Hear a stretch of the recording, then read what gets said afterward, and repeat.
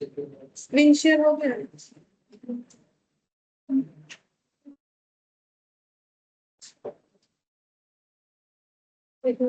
आज हम लोग पढ़ेंगे accounting for bonus issue. Heading पर अकाउंटिंग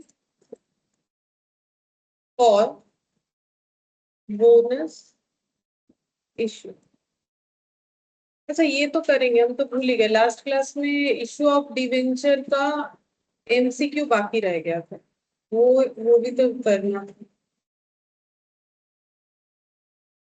इशू ऑफ डिवेंचर का एमसीक्यू वो पहले कर लेते।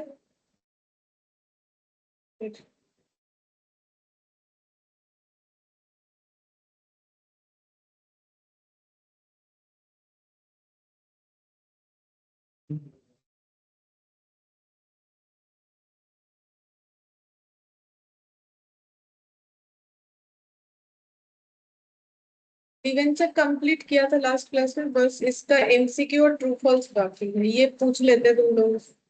बोल रहे debenture holder are the owner of company, false होगा। Perpetual debenture are payable at the time of liquidation of company. ये डिस्कस किया था ना हम लोग पहले दिन कि अगर डिवेंचर परपेचुअल का मतलब क्या है, जो डिवेंचर कब रिडीम होगा। हाँ, चलते रहेगा। रिडीम कब होगा? जब कंपनी लिक्विडेशन में जाएगी, ठीक है।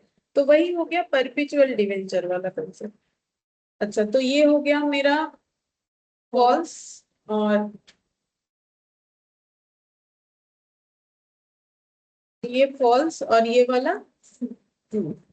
अच्छा, registered debenture are transferable by delivery. Delivery का मतलब है आसानी से ट्रांसफर हो जाता है। Registered debenture false. कौन सा वाला आसानी से ट्रांसफर होता है?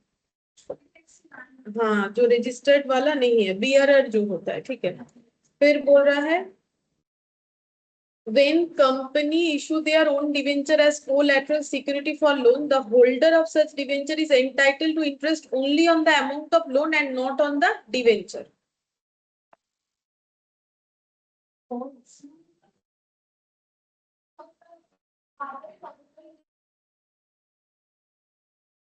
ट्रूथ, क्योंकि जो कोलेटरल सिक्योरिटीज के तौर पे इशू हुआ है उस पे थोड़ी ना कभी इंटरेस्ट मिलता है। कब मिलता है? अगर लोन देना फेलियरिटी हो जाता है तो फिर उस पे मिलेगा, अदरवाइज तो नहीं मिलेगा। ये हम लोग पहले दिन पढ़े थे ना ये। अच्छा, फिर इसके बाद नेक्स्ट देखो, बोला debenture suspense account appear on liability side of the balance sheet. मतलब अगर कोलेटरल सिक्योरिटीज के तौर पे डिवेंचर इशू हुआ है और हम लोग हम्म? और अगर हम लोग एंट्री यूज कर रहे हैं तो क्या लिखते हैं? Debenture suspense account debit to percentage of debenture. तो उसको कहाँ दिखाते हैं? एसेट साइड में। तो ये कहाँ है? ये क्या हो जाएगा? फॉल्स। ठीक है, एसेट साइड में दिखाते हैं अदर अदर करेंट एसेट में। ठीक है, याद आ रहा है, हम लोगों ने इस पे क्वेश्चन भी किया था। If a company incur loss then it does not pay interest to the debenture holder. Company का लॉस हो गया तो डिवेंचर होल्डर को इंटरेस्ट फॉल्स। ऐसा थोड़ी है, देना ही पड़ेगा, लोन है तो। At the time of liquidation debenture holders are paid off after the shareholder. ये भी फॉल्स है, बिफोर शेयर होल्डर होता है। ठीक है। फिर convertible debenture can be converted into equity share. हाँ, इक्विटी शेयर में भी कन्वर्ट हो सकता है, चाहे तो डिवेंचर में भी हो सकता है। Redeemable debentures are not payable during the life time of the company. Redeemable है तो उसका तो टाइम पीरियड होगा, ये फॉल्स है ना। Life time of the company मतलब तो कंपनी जब लिक्विडेट होगी तब ये रिडीम होगा बोल रहा है, वो तो परपिचुअल वाला होता है, ये तो नहीं होगा। तो ये भी क्या हो जाएगा? फॉल्स। अच्छा, अब 10th नंबर देखो। Debentures can be issued for consideration other than for cash, such as for purchasing land, machine, etc. हाँ, कुछ भी खरीदने के लिए other other consideration other than cash. तो अब कुछ भी खरीद सकता है कंपनी, वो स्टॉक भी खरीद सकता है, जैसे कि इन्वेंट्री। लास्ट क्लास में जो हम लोग लास्ट क्वेश्चन कर रहे थे वहां पर इन्वेंट्री आया। फिर बोल रहे premium on redemption of debenture account appearing in the balance sheet is nominal account, expenditure, nominal account, income, personal account. Premium on redemption of debenture, तो premium on redemption of debenture ये क्या है? Income. Premium अगर redemption पे दे रहे, debenture के redemption पे premium दे रहे तो वो तो लॉस है। फ्यूचर का लाइबिलिटी हम लोग रिकॉर्ड करते हैं। मैंने किसी से 100 रुपए रिडेम्पशन मतलब रीपे, तो ये तो नहीं, वो कोई खर्चा नहीं होता है। फ्यूचर का लाइबिलिटी हमें आज पे करना है, वो तो मेरा क्या हो जाता है, लाइबिलिटी होता है। और लाइबिलिटी पर्सनल अकाउंट होता है, तभी तो इशू डेट पे एक एक्स्ट्रा एंट्री करते हैं लोग। कुछ दिन भी नहीं हुआ तुम लोग सब भूल भाल के खत्म। कुछ नहीं होने वाला ऐसे करके, मतलब कुछ नहीं पढ़ना है, क्लास भी पूरा नहीं करना है। अगर सामने इसको पूरा करते हो, नहीं तो भाग जाते हो। जब क्लास खत्म होगा तब दिखेगा, जब शुरू किया तो इतने जन था, उसके बाद एक जन।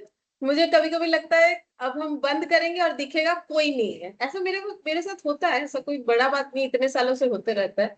फिर जब करेंगे देखा जाएगा हम खुद ही पढ़ा रहे हैं, और उसकी वजह से ये हालत है। देखिए, पढ़ने से नहीं होता। बिना मेहनत के क्या मिलता है बोलो? बिना मेहनत के कुछ भी मिल जाएगा? इम्पॉसिबल। बोलो, debenture interest is payable before the payment of any dividend on share accumulates in case of losses or inadequate profit is payable after the payment of preference dividend but before the payment of equity dividend.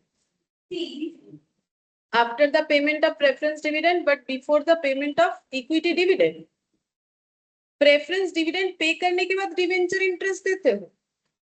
पहले तो debenture interest क्या बोला था उस दिन मैंने, EBIT, उसमें से पहले तो क्या जाता है, इंटरेस्ट जाता है, डिविडेंड, तो इसके बाद क्या बचता है, ईबीटी, उससे क्या जाता है, टैक्स, फिर जाता है प्रेफरेंस शेयर होल्डर का डिविडेंड, फिर जो बचता है उसमें हम लोग इक्विटी शेयर होल्डर का डिविडेंड देते हैं। ये होता है ना, तो ये वाला सी कैसे होगा, ए, ए होगा, सही है।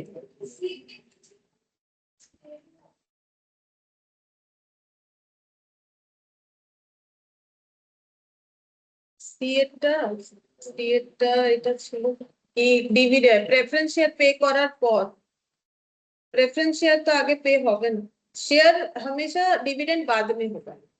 अच्छा, फिर बोल रहा है देखो, सॉरी मैम, एफ थोड़ा सा लिमिटेड। लेट हो गया। ठीक है, हम, मेरा भी लेट ही है आज, क्योंकि इधर ऑफलाइन में बोर्ड नहीं चल रहा है, इस वजह से ज्यादा कुछ नहीं किया, यही वाला कर रहे थे। F limited purchase machine from G company for a book value of 4 lakh.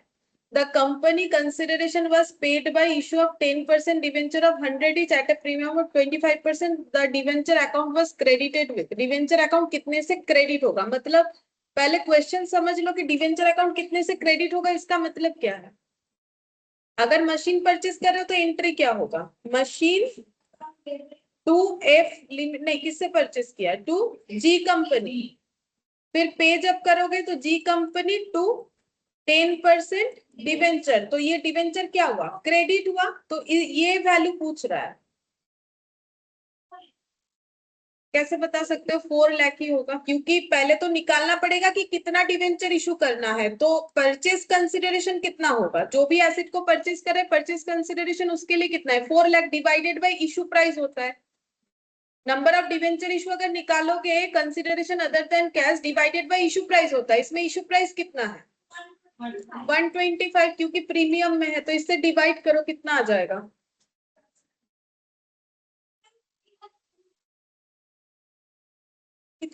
আমাকে নাম্বারটা বল, 3220 या 00, 3200, तो कितने सारे 3200 3200 डिवेंचर, और एक एक डिवेंचर कितना करके है, 100, तो कितना हो जाएगा, 3,20,000। 3 lakhs ऑप्शन में मतलब 20,000। Option C. तो इसीलिए तो लिखवाया है, जो भी इंपॉर्टेंट पॉइंट है अलग से मैंने लिखवा दिया है कि अगर purchase consideration other than cash है तो कैसे करके नंबर ऑफ डिवेंचर निकालोगे। जब तक नंबर ऑफ डिवेंचर नहीं निकलेगा तो डिवेंचर कितने से क्रेडिट हो रहा है कैसे पता चलेगा। Which of the following is not a characteristics of bearer debenture. Bearer debenture का मतलब अगर याद नहीं है तो बता देते, जिसमें इजीली ट्रांसफरेबल है, they are treated as negotiable instrument, their transfer requires a deed of transfer, they are transferable by mere delivery। C fourth का हो जाएगा। हाँ, फोर्थ का हो जाना चाहिए सी। नॉट ए कैरेक्टरिस्टिक्स बोला, नॉट बोला है, कैरेक्टरिस्टिक्स नहीं, ये तो है। हाँ सी भी है और ए भी है, तो फिर नॉट ए कैरेक्टरिस्टिक्स कौन सा? बी, क्योंकि इसके ट्रांसफर में कोई डीड का जरूरत नहीं पड़ता है, तो बी हो जाएगा। अच्छा, फिर बोल रहे हैं when debenture are issued at as collateral security the final entry for recording the collateral debenture is in the books is. तो कोलैटरल सिक्योरिटी के तौर पे अगर इशू करते हैं तो एंट्री जब होता है तो क्या करते हैं? Debenture suspense account debit to percentage of debenture जो होगा, ठीक है। तो बोल रहे हैं फाइनल एंट्री जो रिकॉर्ड होता है बुक्स में, उसमें क्या होता है? Credit debenture account debit cash, debit debenture suspense credit cash, debit debenture suspense credit debenture. बोलो मैंने तो लिख ही दिया सी, ठीक है। तुम लोग को ही बताना था ये वाला, ठीक है।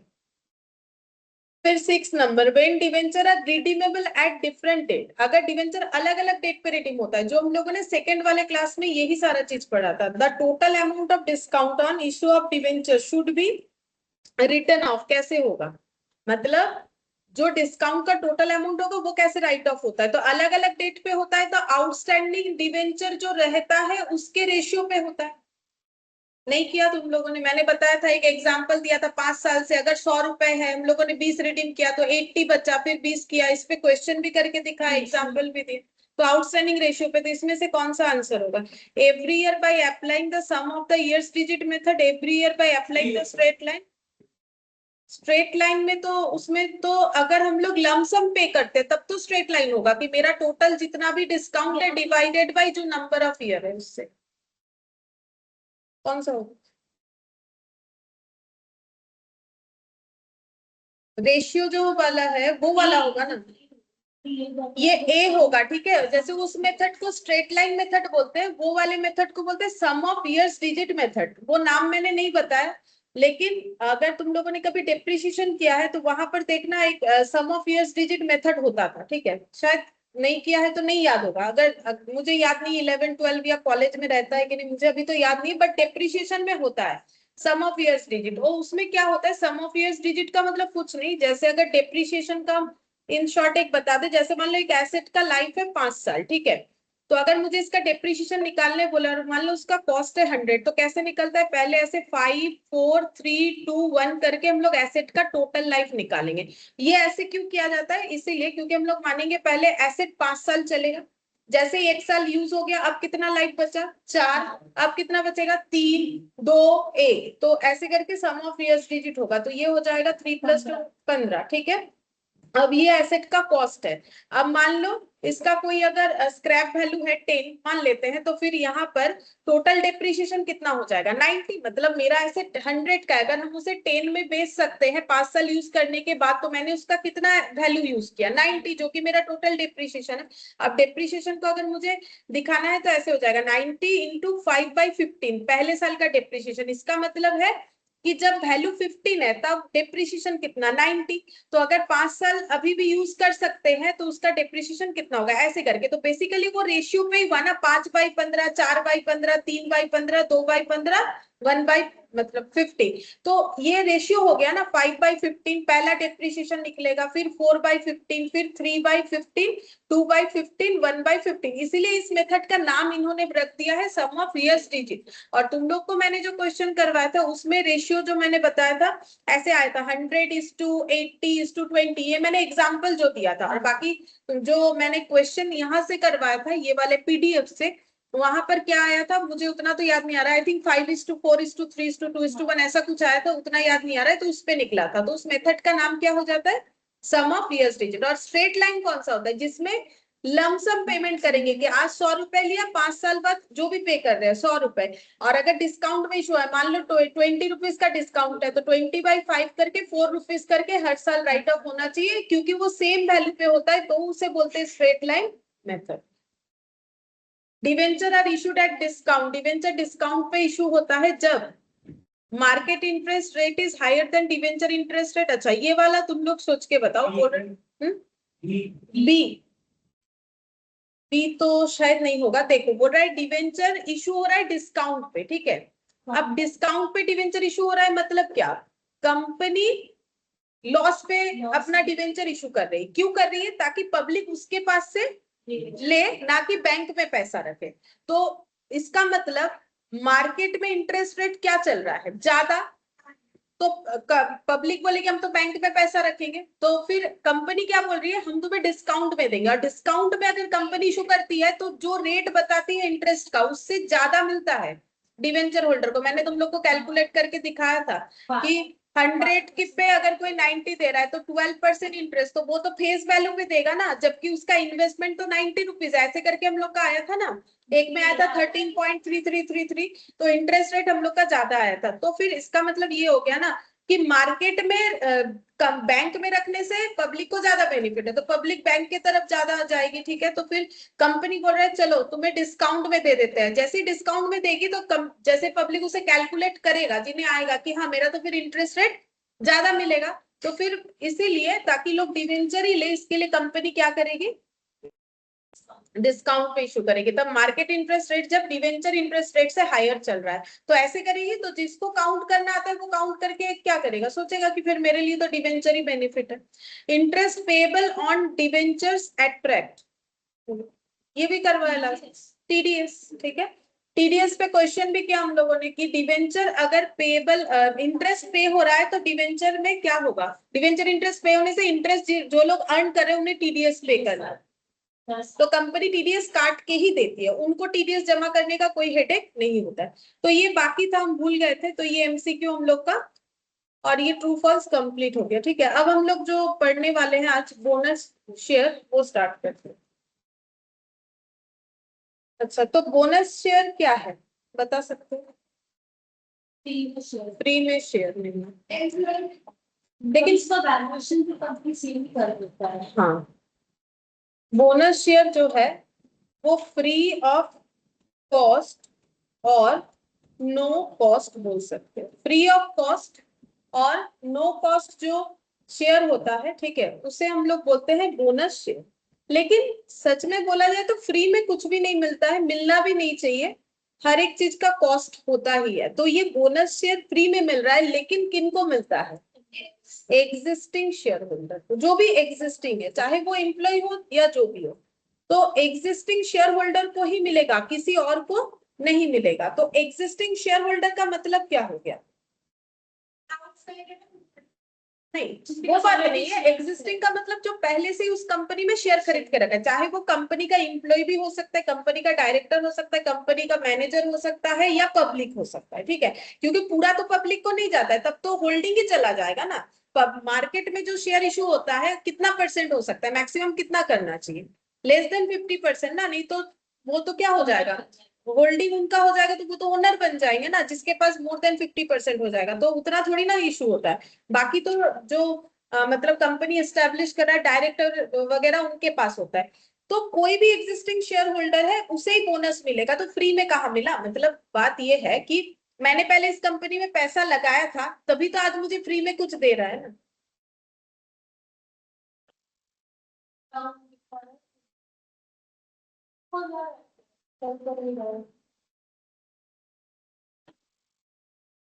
तो एग्जिस्टिंग शेयर होल्डर जो है उसी को बोनस मिलेगा, किसी और को बोनस शेयर नहीं मिलेगा, ठीक है। तो इसका मतलब पहले पैसा लगाया था उस कंपनी में तो ही आज मिल सकता है, अदरवाइज नहीं मिलेगा।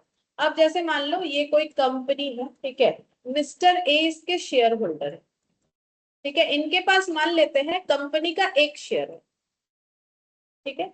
और कंपनी जब बोनस डिक्लेयर करती है तो वो रेशियो में करती है, ठीक है, रेशियो में, जिसको हम लोग बोलते हैं बोनस रेशियो, जिसको हम लोग बोलते हैं बोनस रेशियो। जैसे मान लो कंपनी ने बोला 1:4 रेशियो, 1:4 का मतलब एक हो जाएगा ओल्ड, ये ओल्ड शेयर है, ठीक है, पहला वाला जो लिखा हुआ रहता है वो ओल्ड होता है, ये वाला हो जाएगा 4 के बदले 1, ये ओल्ड नहीं, सॉरी ये न्यू हो जाएगा, ये ओल्ड हो जाएगा, ये न्यू हो जाएगा, उल्टा लिख दिया, एग्जिस्टिंग या ओल्ड, एग्जिस्टिंग और ओल्ड, ठीक है। अब अगर किसी के पास पहले से 4 शेयर है तो उसे फ्री का कितना शेयर मिलेगा, एक, ठीक है। अब मिस्टर ए के पास अगर एक शेयर है, क्या उसे कोई बोनस मिलेगा, क्यों नहीं मिलेगा, नहीं मिलेगा, सही आंसर, क्यों नहीं मिलेगा बोनस, हाँ, तो जो क्राइटेरिया, मिनिमम क्राइटेरिया, वही तो वो फुलफिल नहीं कर रहा है। हाँ, 4 के मल्टीपल्स में ही मिलेगा। मिनिमम 4 होल्डिंग में होना चाहिए, अगर उससे कम है तो उसको, उसके पास फिर एलिजिबिलिटी नहीं हुआ बोनस लेने का, ठीक है। तो कम से कम 4 होगा तो ही मिल सकता है। बाकी अगर उनके पास 8 शेयर होता तो उन्हें कितना बोनस शेयर मिल जाता? 2, ठीक है। इस तरीके से होता है। अच्छा, अब देखो, शेयर होल्डर जो है, शेयर होल्डर को क्या मिलता है? नॉर्मली कंपनी की तरफ से शेयर होल्डर को क्या मिलता है? डिविडेंड। डिविडेंड कहाँ से देते हैं? प्रॉफिट से, ठीक है। और डिविडेंड कौन से फॉर्म में देते हैं? कैश के फॉर्म में, ठीक है। मतलब मुझे अगर किसी शेयर होल्डर को डिविडेंड देना है तो उसे तो पैसा देना पड़ेगा, तो मेरा क्या हो जाएगा? कैश आउटफ्लो होता है, ठीक है, जब हम डिविडेंड देते हैं। अब कंपनी, ऐसा हो सकता है कि अपना जो प्रॉफिट है उसको क्या कर रही है? कहीं इन्वेस्ट कर दे रही है, ठीक है। मतलब एक होता है ना कैश रिच कंपनी, एक होता है एसेट रिच कंपनी।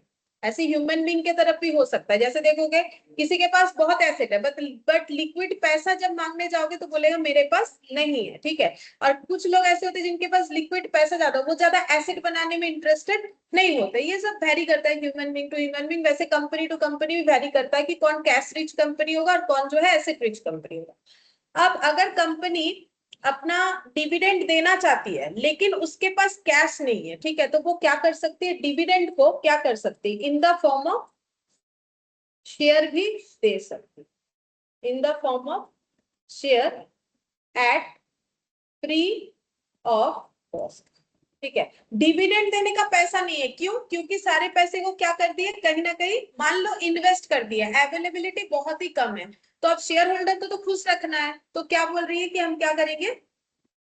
फ्री में शेयर दे रहे, जाओ हम क्या दे रहे हैं तुम्हें? फ्री में शेयर दे रहे, फ्री ऑफ कॉस्ट में शेयर दे देगी, तो उसी को हम लोग क्या बोलते हैं? डिविडेंड, ठीक है। अब फ्री ऑफ कॉस्ट में जो शेयर दे रही है कंपनी, अब ये कितना बेनिफिट होता है शेयर होल्डर के लिए वो भी हम लोग देखेंगे। तो अब ये दे रही है फ्री ऑफ कॉस्ट में शेयर। अब कंपनी का बेनिफिट क्या है? अगर कंपनी डिविडेंड, सॉरी, फ्री में शेयर दे रही है, मतलब बोनस शेयर इशू कर रही है, सबसे पहला बात है शेयर होल्डर को क्या मिल रहा है पता है? इंसेंटिव मिल रहा है। शेयर होल्डर को क्या लगेगा कि मुझे तो क्या मिल गया? एक्स्ट्रा मिल गया भाई, मुझे फ्री में शेयर मिल रहा है, ठीक है। मुझे डिविडेंड कम ज्यादा मिला, मान लो कंपनी के पास बहुत कम पैसा है तो थोड़ा डिविडेंड दे दी, बाकी बोल रही हम फ्री ऑफ कॉस्ट में शेयर बांट देंगे। अब फ्री ऑफ कॉस्ट में कैसे बांट सकती है वो तुम लोग को पूछना चाहिए था। जब पैसा नहीं है तो कैसे बांटेगी? क्योंकि जब फ्री ऑफ कॉस्ट में शेयर दिया जाता है, पहला बात है शेयर इशू करने से पैसा मिलना चाहिए, जाना चाहिए? मिलना चाहिए। लेकिन हम तो बोल रहे हैं हम फ्री में देंगे शेयर। अगर हम तुम लोग को फ्री में शेयर दे रहे हैं और तुम लोगों से पैसा मांगेंगे तो तुम लोग बोलोगे फ्री किस चीज का? फिर फ्री मत बोलो ना। तो हम फ्री में दे रहे हैं तो इसका मतलब पैसा नहीं लेंगे तुम लोगों से। लेकिन हम शेयर तो इशू कर रहे हैं, तुम लोग शेयर होल्डर तो बन रहे हो, पहले शेयर होल्डर थे और भी कुछ शेयर्स के शेयर होल्डर बन जाओगे। कितना?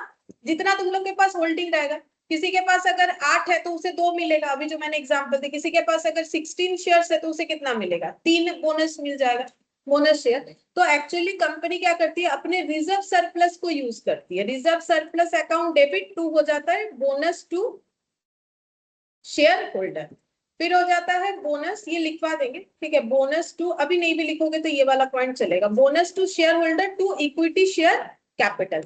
मतलब कंपनी क्या करती है? रिजर्व सरप्लस को कैपिटल में ट्रांसफर करती है। रिजर्व सरप्लस, ये देखो, bonus to share holder cancel हो गया तो बचा क्या? Reserve surplus to equity share capital. तो कंपनी क्या करती है? अपने रिजर्व को कैपिटल में ट्रांसफर कर देती। यही होता है बोनस शेयर इशू करना। मतलब एंट्री पूरे चैप्टर में तुम लोग को बस इतना ही करना है, लेकिन थोड़ा कंसेप्ट पता होगा तो रिजर्व सरप्लस में क्या लोगे क्या नहीं लोगे वो समझ में आएगा। तो कंपनी करती क्या है? अपने रिजर्व को कैपिटल बना देती है। नहीं बना? रिजर्व क्या बन गया? कैपिटल बन गया, ठीक है। अब इसीलिए एक्चुअली कोई बेनिफिट नहीं होता है शेयर होल्डर को, कंपनी को बेनिफिट है, लेकिन इनको कोई बेनिफिट शेयर होल्डर को नहीं होता है, वो अभी हम समझा देंगे, ठीक है। तो अगर देखा जाए तो शेयर होल्डर को क्या मिल रहा है? कंपनी बोलेगी देखो मैंने अपने शेयर होल्डर को इंसेंटिव दिया, डिविडेंड तो दिया ही थोड़ा बहुत, और उसके साथ मैंने क्या दिया? फ्री का शेयर भी दिया एक्स्ट्रा, ऐसा बोल सकती है कंपनी। तो इससे कंपनी का मार्केट में इमेज क्या होता है? अच्छा बन जाता है। अगर मार्केट में इमेज अच्छा होगा तो इसका शेयर खरीदने के लिए लोग दौड़ेंगे इस कंपनी का। तो क्योंकि इस कंपनी का शेयर खरीदने के लिए दौड़ेंगे तो इसका शेयर का प्राइस क्या हो जाएगा, बढ़ जाएगा। ठीक है, जब भी बोनस डिक्लेयर होता है, in case of bonus declare होने के बाद ही बढ़ जाता है। मतलब देखो, डिक्लेयर होता है फिर पे कुछ दिन बाद होता है। पहले कंपनी डिक्लेयर कर देती है कि हम बोनस देंगे, अभी बोला अभी थोड़ी ना दे देती है, कुछ दिन बाद दिया जाता है। ठीक है, तो जैसे ये बात हुआ ना, लोग इनका शेयर खरीदने के लिए दौड़ेंगे कि भाई हम लोग भी शेयर होल्डर हो जाते हैं, हमें भी क्या मिल जाएगा, बोनस मिल जाएगा। ठीक है, लेकिन इसमें देखा जाए तो पब्लिक का कोई बेनिफिट नहीं है। ঠিক আছে বলো।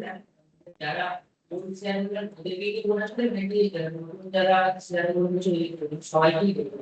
দেখো নরমালি এক্সিস্টিংদেরকেই দেয়া হয়, একদম নতুনদেরকে নরমালি কিন্তু দেয়া, एकदम जो अभी अभी ले रहे हैं उनको नहीं, अभी नहीं, उनको नेक्स्ट ईयर मिलता है, नेक्स्ट फाइनेंशियल ईयर में मिलता है। लेकिन वो क्या करते, क्यों ले लेते ना, अरे अच्छा कंपनी बोनस दे रही है, फिर कुछ दिन बाद देगी तो मुझे तो मिल जाएगा ना, ऐसा सोच के ले लेते हैं। ठीक है, कि चलो ले लेते हैं इस कंपनी का शेयर।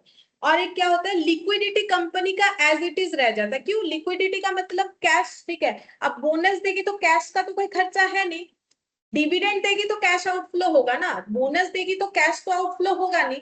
तो अगर कैश आउटफ्लो नहीं हुआ तो कंपनी के पास क्या हो गया, लिक्विडिटी एज इट इज रह गया। ठीक है, ये होता है। और शेयर होल्डर को क्या बेनिफिट है, शेयर होल्डर का बेनिफिट क्या,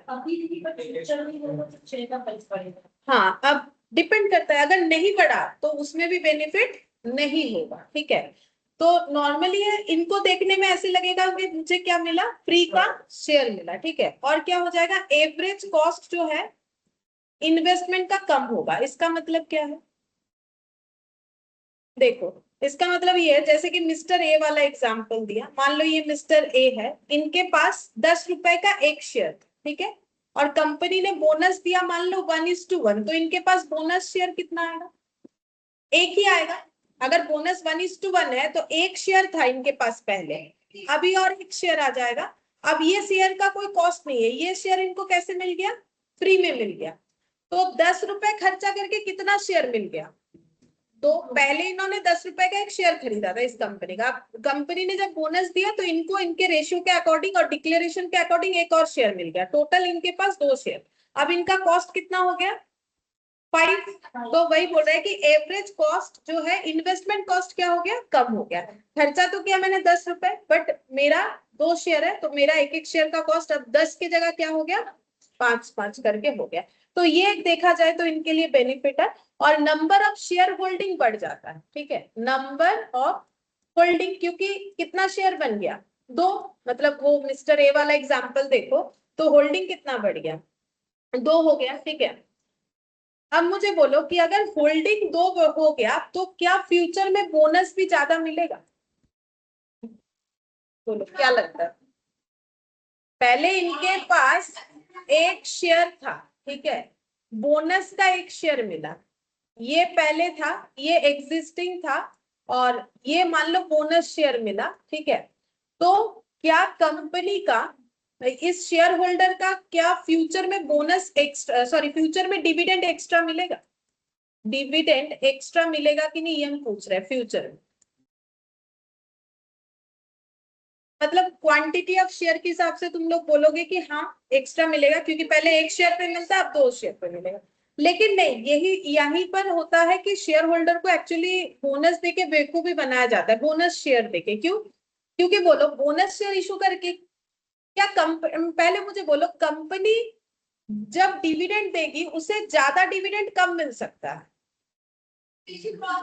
अगर कंपनी का प्रॉफिट बढ़ेगा तो ही ना उसे ज्यादा डिविडेंड मिलेगा। मतलब यहाँ तो इक्विटी शेयर होल्डर का बात हो रहा है। अब तुम लोग क्वांटिटी पे जाओगे तो नहीं मिलेगा, क्यों नहीं, क्योंकि देखो पहले उसे 10 रुपए खर्चा किया था, अब उसका एवरेज कॉस्ट कितना हो गया, 2 शेयर का 5-5 हो गया। ठीक है, अब कंपनी जब डिविडेंड देगी तो डिविडेंड एक्स्ट्रा तब मिले, पहले मान लो एक शेयर पे 10 रुपए मिलता था डिविडेंड, अब 2 शेयर पे कितना मिलेगा, 5-5 करके मिलेगा। ठीक है, तो डिविडेंड एक्स्ट्रा कब मिल सकता है, अगर मेरा प्रॉफिट बढ़ रहा है। तो प्रॉफिट कब बढ़ता है, बिजनेस में प्रॉफिट कब बढ़ेगा, जब बिजनेस अच्छा चलेगा। अब अच्छा कब चलेगा, मेन चीज क्या, जब कैपिटल डालोगे और बिजनेस में इन्वेस्टमेंट बढ़ाओगे, बिजनेस अच्छा चल रहा है तभी ना इन्वेस्टमेंट बढ़ाओगे, नहीं तो क्यों बढ़ाओगे, अगर इन्वेस्टमेंट बढ़ाओगे तो ना प्रॉफिट बढ़ेगा। तो इन्वेस्टमेंट बढ़ाने के लिए क्या चाहिए? पैसा। पैसा कंपनी कहाँ से लाती है? शेयर इशू करके। अब शेयर तो इशू किया इन्होंने, लेकिन क्या पैसा आया? नहीं। तो बिजनेस कैसे एक्सपैंड होगा? बिजनेस तो नहीं बढ़ने वाला। तो अगर बिजनेस नहीं बढ़ेगा तो प्रॉफिट तो कांस्टेंट रह गया, जैसा था वैसा ही रह गया। तो हो गया ना ये लोग बेवकूफ, ठीक है, कि इनको पहले मान लो कंपनी का एक ही शेयर था और एक ही शेयर होल्डर था मिस्टर ए। ये एकदम मतलब छोटा एग्जांपल से समझा रहे कि मिस्टर ए एक शेयर होल्डर था और उनके पास एक शेयर था, बोनस शेयर एक मिला, और कंपनी का बोनस डिक्लेयर के पहले प्रॉफिट कितना था? मान लो 10 रुपए। तो उनको कितना डिविडेंड मिलता था? 10 रुपए। अब बोनस डिक्लेयर के बाद भी कंपनी का प्रॉफिट कितना है? 10, क्योंकि कंपनी का प्रॉफिट क्या हुआ? बढ़ा नहीं, ठीक है। कंपनी का बिजनेस बढ़ा नहीं तो कंपनी का प्रॉफिट बढ़ा नहीं।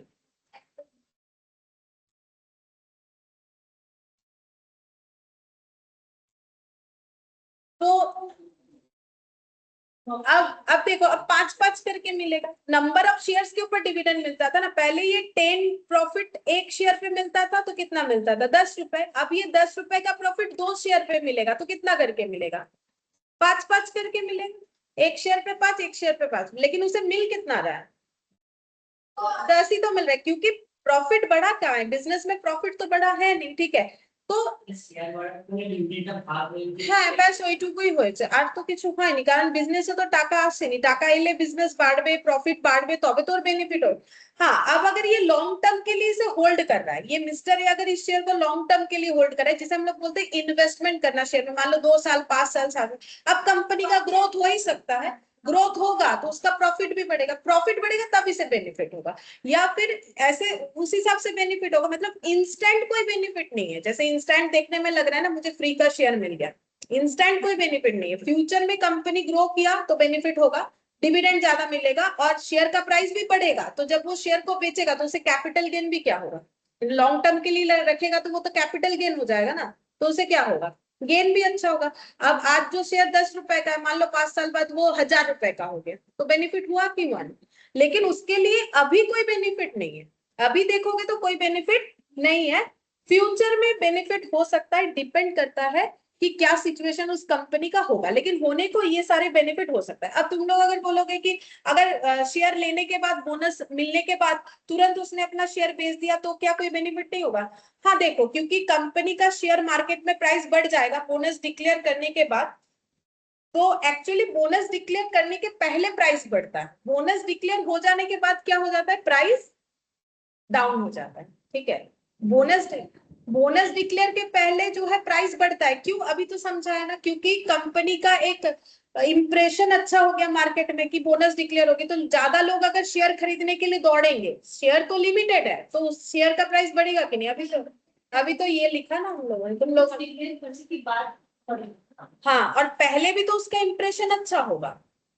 अगर कंपनी बोनस डिक्लेयर करेगी तो उसका इंप्रेशन अच्छा नहीं होगा कि हम मार्केट में बोनस ला रहे हैं, तो फिर लोग उसका शेयर नहीं खरीदेंगे। हाँ, उसके बाद से बढ़ेगा, ठीक है। लेकिन धीरे धीरे क्या होगा? बोनस डिक्लेयर होते जैसे टाइम चला जाएगा वैसे क्या होगा? शेयर का प्राइस, वो तो एक रीजन था बढ़ने का।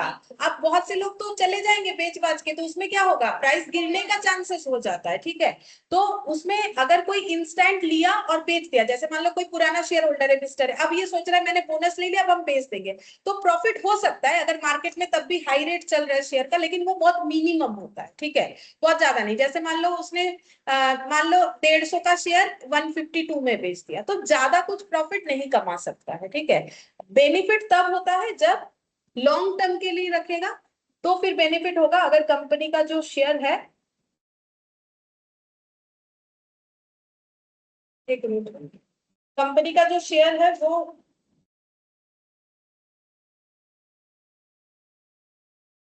एक मिनट रुको।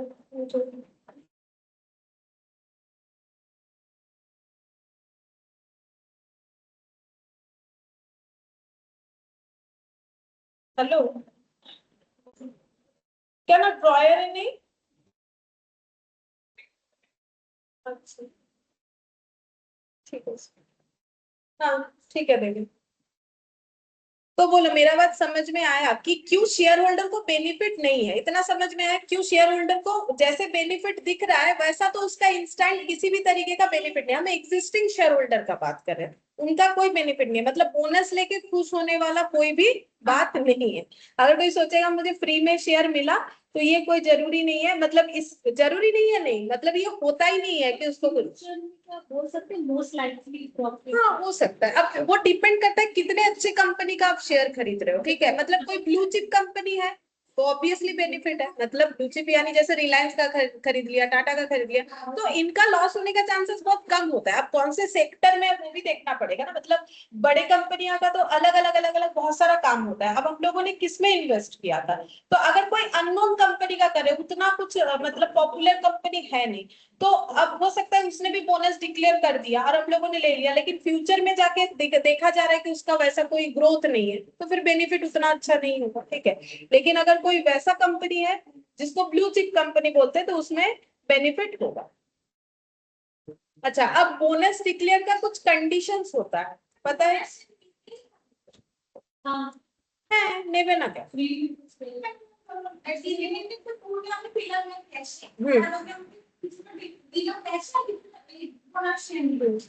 তো আমি কোনো শর্ট করে দিয়ে করে দিলাম বা সেভ করে দিলাম, তো আমি তো কিছু মানে বেনিফিট পেলামই না, না ডিভিডেন্ড পেলাম নাকি শর্ট আউট মানে এইগুলো কোনো প্রফিট অপারেশন গুলো। সেটা তোমাকে ভাবতে হবে তুমি হোল্ডিং ছেড়ে বেরিয়ে যেতে চাইছো কিনা, নাকি তুমি যে কোম্পানি ইনভেস্ট করেছো সেটা ভালো কোম্পানি, যদি তোমার মনে হয় ভালো তাহলে ওয়েট করো, ঠিক আছে তাহলে ওয়েট করো। কারণ তুমি যখন কিনেছিলে, যখন এক্সিস্টিং শেয়ার হোল্ডার তুমি, তাহলে তুমি কিছু ভেবেই তো শেয়ার কিনেছো, সবসময় ভেবেই তো কিনতে বলা হয় না, যে কোনো কোম্পানির কেনা উচিতই নয়। ওই জন্যই তো না বুঝে করলে শেয়ারে টাকা ডুবে যায়। আমি করবোই কেন ওরকম? আমি যখনই শেয়ারে টাকা লাগাবো আমাকে 10 বার তার প্রসপেক্টাস পড়ে দেখে নিতে হবে না, যে আমার যে কোম্পানি, সে কোম্পানি আমি যেটাতে শেয়ার কিনতে চাইছি সে আদৌ আমার, আমি সেই তার বিজনেসটা বুঝি কিনা, আর তার বিজনেসটা মার্কেটে আদৌ ভালো চলবে কিনা, তবেই না আমি ওটাই পয়সা লাগাবো। আমি কিছু বুঝি না, কোন একটা কোম্পানি হলে আমি টাকা লাগিয়ে দিলাম, কি লাভ? আমার তো ওটা করাই উচিত না, না আমাকে তো বুঝতে হবে জিনিসটা। এই তোমরা যেমন কমার্স পড়ছো, আচ্ছা কেউ সায়েন্স পড়ছে, কেউ আর্টস পড়ছে তো তো তোমরা বুঝেছো যে আমার জন্য এটা সুইটেবল, তবে এটা করছো। যদি কেউ মনে করে আমার জন্য অন্য কিছু सुटेबल तो অন্য কিছু করো, সেরকম। तो शेयर भी जब खरीदोगे थोड़ी ना अंधाधुंध खरीद लोगे, तब तो लॉस होना ही है, ठीक है। अगर सोचेंगे ये खरीद लेते वो खरीद लेते, मेरा प्रॉफिट है बेनिफिट है, तब तो कुछ भी हो सकता है। जो बिजनेस समझ में आता है उसी का शेयर खरीदना चाहिए। ऐसा नहीं कि ब्लू चिप कंपनी है तो खरीद लिया, उसमें क्या अप हो रहा है, डाउन हो रहा है, क्यों हो रहा है, वो भी तो दिमाग में रखना चाहिए। ऐसा नहीं कि डाउन हुआ बेच दिया, अरे सोचो क्यों डाउन हुआ, हो सकता है कुछ दिन बाद वो बढ़ेगा, मतलब इकोनॉमिकल कंडीशन, पॉलिटिकल कंडीशन सब समझना होता है, तभी शेयर खरीदना होता है, तभी बेचना होता है। कम हो गया बेच दिया, अरे ये अब सोचो क्यों कम हो, जैसे अभी वॉर सिचुएशन चल रहा है तो इसमें तो बहुत सारा चीज अचानक से अप एंड डाउन हो रहा है। अब रखना है नहीं रखना है, किसका कितना, अब देखो अब किसका कितना कैपेबिलिटी है। कोई सोचेगा हम 10 साल तक इसमें लॉस है, मुझे कोई फर्क नहीं पड़ता है, वो तो अपने अपने फाइनेंशियल कंडीशन पे होता है ना। अब अगर बोलोगे कि हम डेली के खाने पीने का खर्चे को हम शेयर मार्केट में लगा रहे हैं, तब तो हो गया, तब तो कुछ लॉस नहीं। तो वो सरप्लस से लगाया जाता है ना, थोड़ी ना डेली का पैसा ले जाके शेयर मार्केट में लगा दोगे, तब डाइजेस्ट कैसे करोगे? लॉस हुआ तो डाइजेस्ट तो करना पड़ेगा, अगर लॉस हो गया तो डाइजेस्ट करना पड़ेगा। बिजनेस का मतलब ही वही होता है, थोड़ी ना हमेशा प्रॉफिट होगा। ये मतलब देखो जॉब का क्या होता है, जॉब में भी रिस्क है, लेकिन उसमें क्या रिस्क है, अगर प्राइवेट जॉब है तो पता नहीं कब मुझे ना बोलते, लेकिन उसमें जो इनकम आता है उसका तो कोई लॉस प्रॉफिट वाला बात। लेकिन बिजनेस का क्या है, आज 10 कस्टमर है, कल एक भी ना हो, लेकिन वो तो हिम्मत होना चाहिए उसे डाइजेस्ट करने का, तभी बिजनेस करो, नहीं तो जॉब करो, ठीक है। तो ऐसे होता है। अब कंडीशन देखो, आर्टिकल ऑफ एसोसिएशन अगर एओए है ना, आर्टिकल ऑफ एसोसिएशन अगर परमिट करता है तो ही हम लोग, हाँ तो वो लिखवाना पड़ेगा एओए में, ठीक है। और शेयर होल्डर का क्या चाहिए, अप्रूवल चाहिए। कहाँ मिलता है? जनरल मीटिंग में, एजीएम में मिलता है ना, जो तुम लोग का होता है अड्डा, एडीडीए, एनुअल, हम भूल गए, डिक्लेरेशन ऑफ डिविडेंड। एडीडीए में डी में एक होता है ना डिक्लेरेशन ऑफ डिविडेंड, और एक होता है हाँ हाँ, और ए होता है एनुअल रिपोर्ट शायद, मुझे उतना याद नहीं आ रहा क्योंकि हम उतना ये सब तो और डिस्कस कर नहीं पाते, इसलिए तो जो भी हो तो वहीं पर रहता है जनरल मीटिंग। जनरल मीटिंग का मतलब वही एडीडीए का डिस्कशन होता है, एजीएम का मतलब, ठीक है। अच्छा, फिर इसके बाद और एक चीज होना चाहिए, कंपनी का कोई डिफॉल्ट नहीं होना चाहिए, डिफॉल्ट नहीं होना चाहिए, ठीक है। डिफॉल्ट का मतलब हो गया कि अगर कोई लोन लिया है तो उसका repayment, repayment of principal in payment of interest deposit debenture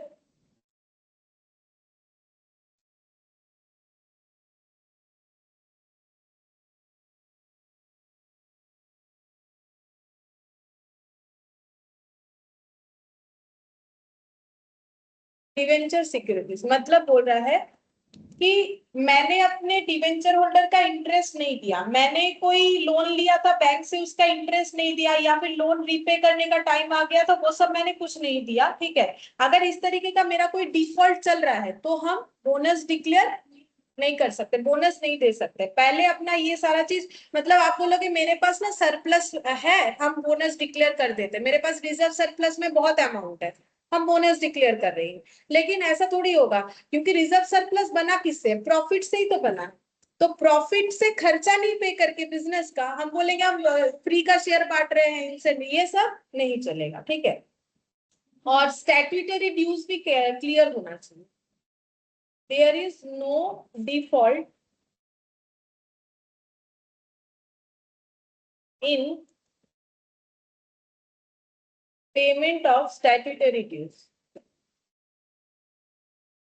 statutory dues का मतलब होता है, जैसे स्टैट्यूटरी ड्यूज टू एम्प्लॉइज, मतलब एम्प्लॉय का सैलरी नहीं दिया, उसका बोनस पे नहीं किया, बोला था उसको बोनस नहीं दिया, बोनस मतलब बोनस शेयर का बात नहीं कर रहे, जैसे बोनस वगैरह होता है ना एम्प्लॉय को, या फिर नॉर्मल सैलरी मान लो, वेजेस मान लो, उनको वो पेमेंट नहीं करके हम लोग बोलेंगे हम लोग जो है फ्री का शेयर देंगे, ऐसा नहीं चलेगा, लॉ हमें इसका परमिशन नहीं देता है। और किसको मिलता है, एग्जिस्टिंग शेयर होल्डर को तो मिलेगा, लेकिन उसमें कंडीशन है, शेयर होल्डर क्या होना चाहिए, शेयर कैसा होना चाहिए, फुल्ली पेड अप होना चाहिए। क्यों, क्योंकि देखो हम किसी को फ्री में शेयर दे रहे हैं इसीलिए, ये सोच के कि उसने मेरे कंपनी में शेयर खरीदा था पहले, ठीक है। अब पहले खरीदा था तो वो अगर पूरा पैसा नहीं देगा तो उसमें उसको फ्री में क्यों दे, सोच के देखो। हाँ, क्यों दे, क्योंकि मैंने किसी को 10 रुपए का शेयर दिया था, ठीक है, मैंने बोला 10 रुपए में 8 अभी दे देना, 2 रुपए कुछ दिन बाद दे देना। तो अगर बोनस डिक्लेयर के पहले भी कॉल्ड अप कुछ बाकी है, मान लो हो ही सकता है कंपनी ने 8 तक कॉल्ड अप किया, 2 अनपेड रखा था, मतलब बाकी रखा था, अनकॉल्ड रखा था। अब कंपनी जैसे बोनस डिक्लेयर करेगी पहले वो पैसे को कॉल कर लेगी, करके शेयर को क्या करेगी, पार्टली पेड शेयर को फुल्ली पेड। अगर कोई नहीं देगा तो उसे बोनस शेयर नहीं मिलेगा, नहीं तो उसमें तो कंपनी का पूरा लॉस है, क्योंकि वो 2 रुपए का तो लॉस हो गया, ऊपर से फ्री का दे रही है, भले ही उसमें कंपनी का लॉस ना हो, लेकिन वो क्यों उस शेयर होल्डर को फ्री का कुछ भी देगी जिसने उसे पूरा पैसा दिया नहीं, क्योंकि मैंने बोला ना फ्री का कुछ नहीं होता है, उसने पहले खरीदा था तो ही मिल रहा है। अगर हम लोग एग्जिस्टिंग शेयर होल्डर नहीं है तो क्या हमें कंपनी बोनस शेयर देगी, नहीं देगी ना, तो फ्री में कुछ नहीं होता, वो सोचने में ही फ्री का होता है, ठीक है।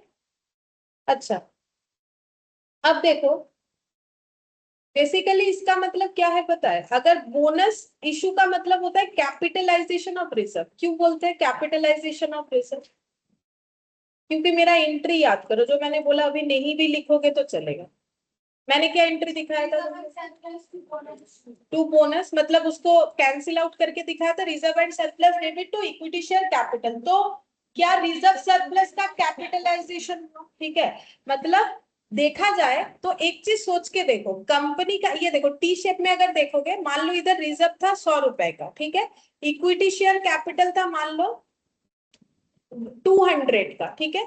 तो कंपनी बोनस डिक्लेयर कर रही है तो ये रिजर्व का पैसा ही तो यहाँ आके जुड़ जा रहा है, तो कंपनी के बैलेंस शीट में कहाँ इंपैक्ट आ रहा है, मतलब कंपनी ने मान लो जो बोनस इशू किया उसमें 50 रुपए का खर्चा होगा, ठीक है, तो रिजर्व सरप्लस कितने से डेबिट होगा 50, टू इक्विटी शेयर कैपिटल कितना हो जाएगा, तो नया वाला जो बैलेंस शीट है वो रिजर्व सरप्लस कितना दिखेगा 100 माइनस 50, 50 हो जाएगा, और इक्विटी शेयर कैपिटल तो उसका तो टोटल 300 ही रहा ना, तो उसका कोई फर्क नहीं पड़ता है उसको, ठीक है, कंपनी को कोई फर्क नहीं पड़ता है, बस उसका रिजर्व सरप्लस कैपिटल बन जाता है, ठीक है। तो इसीलिए एक्चुअली फ्री का शेयर बोल के मतलब कोई फायदा नहीं है शेयर होल्डर को, कंपनी को फायदा है, उसका कुछ भी आउटफ्लो नहीं हुआ, उसका रिजर्व भी कुछ खराब नहीं हुआ, वही उसी का चीज दूसरे नाम से उसी के पास रह जाता है, ठीक है। अच्छा, अभी हो गया कैपिटलाइजेशन और रिजर्व, लेकिन अगर रिजर्व मेरा खाली है तब कंपनी क्या करेगी?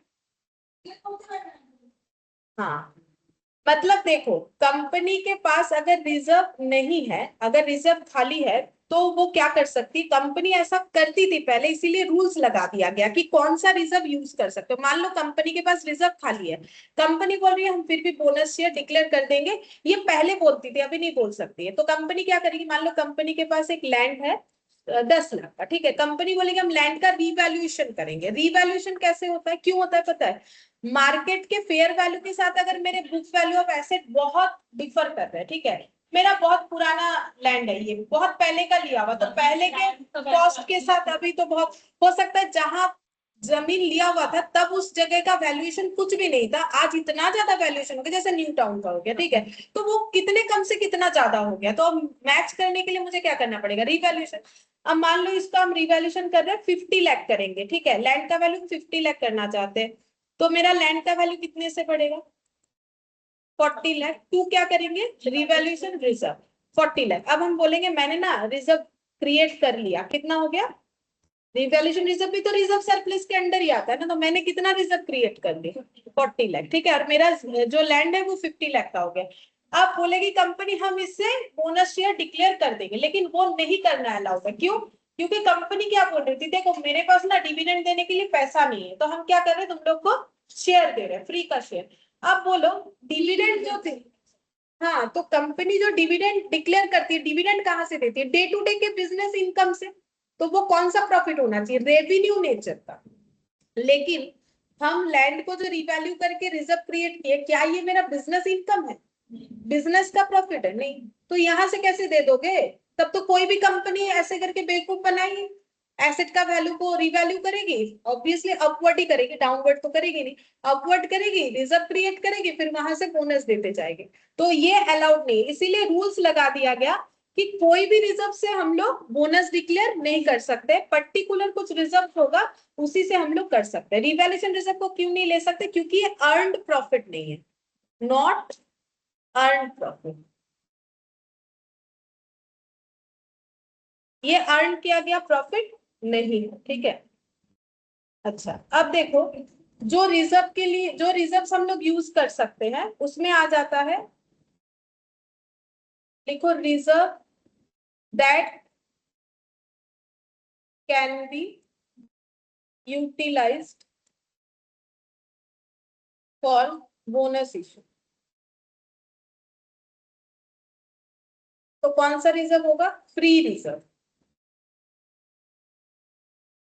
फ्री रिजर्व का मतलब क्या होता है, एक्चुअली फ्री रिजर्व का मतलब होता है जो डिविडेंड डिस्ट्रीब्यूट के काम आता है, लिखो इसके नीचे, which can be used for distribution as dividend. तो फ्री रिजर्व में क्या क्या होता है, जैसे कि जनरल रिजर्व होता है, पीएल होता है, डिविडेंड इक्वलाइजेशन रिजर्व होता है, डिविडेंड इक्वलाइजेशन रिजर्व होता है।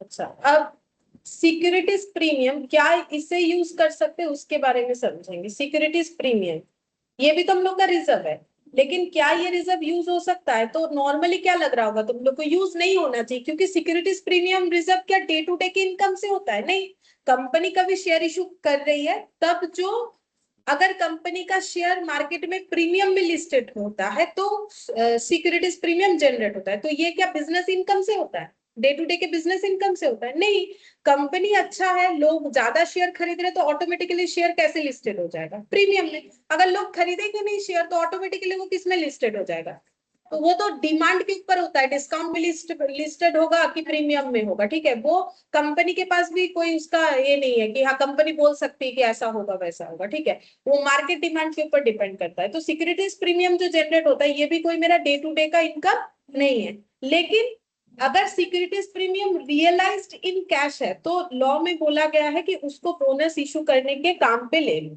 अब रियलाइज्ड इन कैश का मतलब क्या है, जैसे कि मान लो शेयर का फेस वैल्यू है 10, इशू प्राइस है 12, ठीक है। तो फिर इसमें प्रीमियम कितना 2 और कैपिटल वैल्यू कितना 10। अच्छा, अब इसका एंट्री क्या होगा, bank account debit to equity share capital to securities premium. तो bank account debit 12, equity share capital 10, securities premium 2। अब इस एंट्री को अगर हम स्प्लिट करते हैं, ये तो कंबाइन एंट्री है ना, इसको स्प्लिट करोगे तो क्या लिखोगे, bank to equity share capital, और एक बार क्या लिखोगे, बैंक टू। तो यहाँ पर कितने से डेबिट होगा 10, और यहाँ पर कितने से डेबिट क्रेडिट होगा 2। तो बोलो क्या ये प्रीमियम रियलाइज्ड इन कैश है? है, क्योंकि यहाँ पर क्या दिख रहा है, हाँ। तो ये वाला अलाउड है, भले ये वाला ऑब्वियसली ये कोई रेवेन्यू इनकम से हुआ नहीं है, लेकिन लॉ ने बोला है तो हमें वो फॉलो करना पड़ेगा। लॉ बोल रहा है कि अगर securities premium realized in cash हुआ है तो उसको यूज कर लो बोनस इशू करने के लिए। तो फिर नॉट रियलाइज्ड इन कैश क्या है वो भी बताते। तो सेम एग्जांपल को लिखो फिर से, फेस वैल्यू 10, इशू प्राइस 12,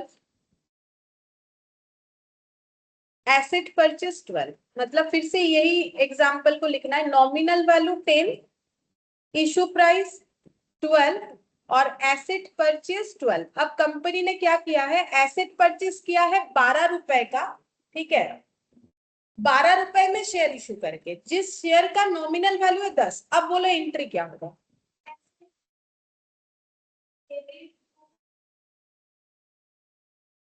बोलो कितना कितना होगा। हाँ, अब इसको स्प्लिट करो, क्या होगा, एसेट टू और एसेट टू सिक्योरिटीज प्रीमियम 2 2 10 10। अब बोलो क्या ये securities premium realized in cash है? नहीं है, ठीक है। तो securities premium realized in cash और नॉट रियलाइज्ड इन कैश का मतलब समझ में है। तो अगर नॉट, तुम लोग को बस ये समझना ही है, एग्जाम में बता देगा, क्वेश्चन में ब्रैकेट में लिख देगा कि रियलाइज्ड इन कैश और नॉट, ठीक है। तो उसके हिसाब से अगर बोनस का क्वेश्चन कर रहे हो तो अगर रियलाइज्ड इन कैश है तो वो लेना है, अगर नहीं है तो नहीं लेना है, ठीक है। लेकिन इसका मतलब ये होता है। अच्छा, और कौन सा रिजर्व यूज कर सकते हो बोनस डिक्लेयर करने के लिए, एक होता है capital redemption reserve, capital redemption reserve, जिसको शॉर्ट में बोला जाता है CRR। जब तुम लोग रिडेम्पशन ऑफ प्रेफरेंस शेयर पढ़ोगे वहां ये सिखाएंगे कैसे करके होता है। यहाँ पर क्या होगा, सिर्फ क्वेश्चन में CRR अगर तुम लोग को मिलेगा तो तुम लोग को उसे यूज करना है बोनस डिक्लेयर करने के लिए। और ये हम लोग क्यों यूज कर सकते हैं, क्योंकि नाम तो कैपिटल लिखा हुआ है। अभी तो मैंने बोला कैपिटल नेचर का यूज नहीं करना चाहिए, फिर क्यों कर सकते हैं, क्योंकि ये क्रिएट कैसे होता है, क्रिएट होता है आउट ऑफ फ्री रिजर्व, ठीक है। ये क्रिएट होता है फ्री रिजर्व से, जबकि इसका नाम दिया गया है कैपिटल रिडेम्पशन रिजर्व। उसका रीजन अलग है, वो प्रेफरेंस शेयर में बताएंगे क्यों इसका नाम कैपिटल रिडेम्पशन रिजर्व दिया गया है। बट ये क्योंकि फ्री रिजर्व से क्रिएट होता है तो बोनस के लिए इसे यूज करने के लिए बोला गया है कि करो, इसको यूज कर सकते हो। और एक होगा बोनस के लिए और एक रिजर्व भी यूज कर सकते हो, कैपिटल रिजर्व, ठीक है। कैपिटल रिजर्व को भी अलाउ किया गया है बोनस शेयर इशू करने के लिए, ठीक है। ये इसीलिए क्योंकि शेयर इशू कर रहे हैं ना, टू इक्विटी शेयर कैपिटल, तो शेयर इशू करना तो क्या होता है, कैपिटल नेचर का काम होता है। इसको यूज करने के लिए परमिशन दिया गया। अब ये सब लॉ का बात है, ठीक है। लॉ ने अपने हिसाब से सोच समझ के बोला कि फ्री रिजर्व यूज करना, क्यों, क्योंकि इसी से डिविडेंड देने वाले थे। सिक्योरिटीज प्रीमियम इससे तो, ये तो फ्री रिजर्व है नहीं, तो ये क्यों यूज करोगे। तो उनका अपना कहना है कि भाई कैश में अगर रियलाइज हुआ तो यूज करना, नहीं हुआ तो मत यूज करना। तो लॉ तो देखो जो बोलेगा फॉलो करना है, लॉ के ऊपर तो हम लोग बोल नहीं सकते ना, कोई भी लॉ हो। और यहाँ पर जैसे कैपिटल रिडम्पशन रिजर्व यूज करना, क्यों करना वो बता दिया, और बोला कैपिटल रिजर्व यूज करो। अब चलो एंट्री लिख के बता देते हैं, एंट्री क्या होगा। तो एंट्री तो मैंने तुम लोग को बताया, reserve surplus debit to bonus to share holder होता है। सबसे पहले कौन सा रिजर्व यूज करोगे, इतना सारा रिजर्व पता है, सबसे पहले यूज होता है CRR। हाँ, ये सबसे पहले यूज करो। अगर उससे काम नहीं बना तो क्या करोगे, सिक्योरिटीज प्रीमियम, लेकिन रियलाइज्ड। हाँ, उसके बाद कैपिटल रिजर्व, और लास्ट में क्या यूज करना है, फ्री रिजर्व। अब ऐसा क्यों बोला है वो भी हम समझा देते हैं कि लॉ ने ऐसा क्यों बोला। तो ये मेरा फर्स्ट प्रेफरेंस होना चाहिए CRR, सेकंड प्रेफरेंस होना चाहिए सिक्योरिटीज प्रीमियम, थर्ड प्रेफरेंस होना चाहिए कैपिटल रिजर्व, फोर्थ प्रेफरेंस होना चाहिए free reserve to bonus to equity share holder, being bonus payable, और सेकंड हो जाएगा bonus to equity share holder account debit to equity share capital, being bonus issue.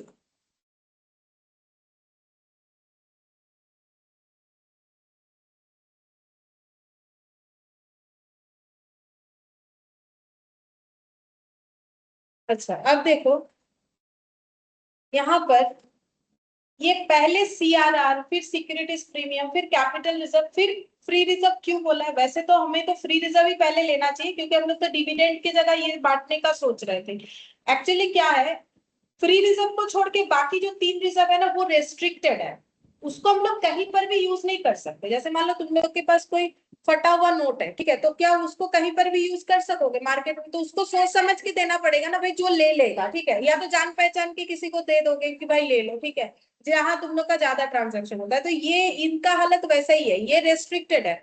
अब ये इसको कहीं पर भी यूज नहीं कर सकते हो, तो क्योंकि बोनस के लिए इसे यूज कर सकते हो, अगर ऐसा चांस मिला तो बोला जा रहा है कि पहले इसको यूज कर लो, ठीक है, क्योंकि इसको तो कहीं पर यूज, हर जगह यूज नहीं कर सकते हो। तो अगर तुम लोग के पास फटा नोट है और ऐसा कोई जान पहचान का है जिसके पास ट्रांजैक्शन कर रहे हो, तो पहले अच्छे नोट को रख दोगे पॉकेट में, कौन सा निकालोगे, उसी का निकालोगे, यहाँ चल जाएगा, ठीक है।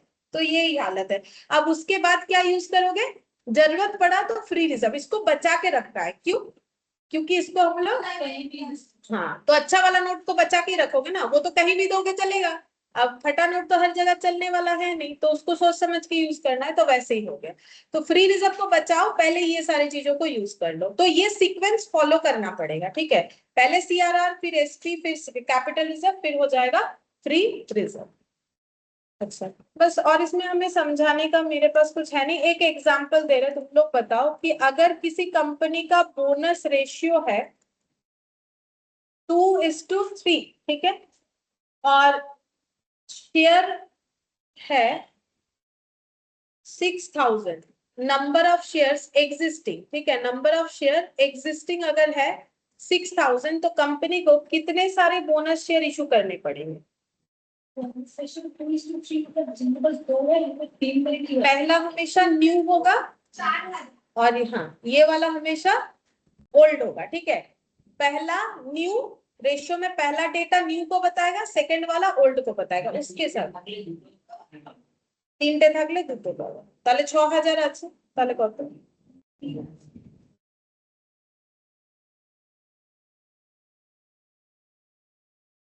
तो 3 के लिए कितना, 2, एक के लिए 2/3, तो 6,000 के लिए कितना हो जाएगा। 4 तो अब कंपनी का टोटल नंबर ऑफ शेयर्स कितना हो जाएगा, हाँ, टोटल नंबर ऑफ शेयर कितना हो जाएगा, 4,000 और 6,000, टोटल हो जाएगा 10,000। तो bonus, number of bonus share तो निकालना पड़ेगा ना, तब तो एंट्री कर पाओगे कि इतने सारे बोनस शेयर हम लोग इशू कर रहे हैं, तो उसको इस रेशियो के बेसिस पे इस तरीके से निकाला जाएगा, ठीक है। अच्छा, अब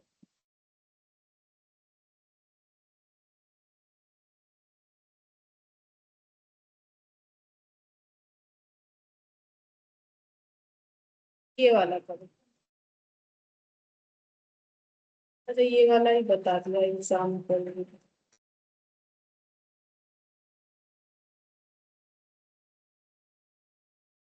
ये वाला देखो इलास्ट्रेशन में बोल रहे following items appear in the trial balance of Bharat Limited, a listed company as on 31st March.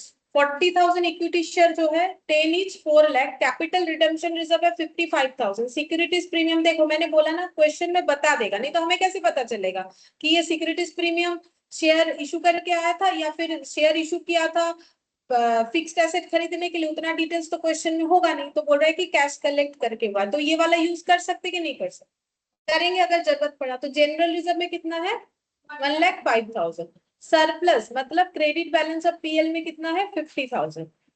अब ये मेरा जो है एक्सट्रैक्ट बैलेंस शीट दिया हुआ है, ये स्ट्रक्चर दिया हुआ है capital structure. The company decide to issue to equity share holder bonus share at the rate of 1 share for every 4 share held, मतलब अगर एग्जिस्टिंग 4 शेयर है तो कितना बोनस शेयर मिलेगा 1।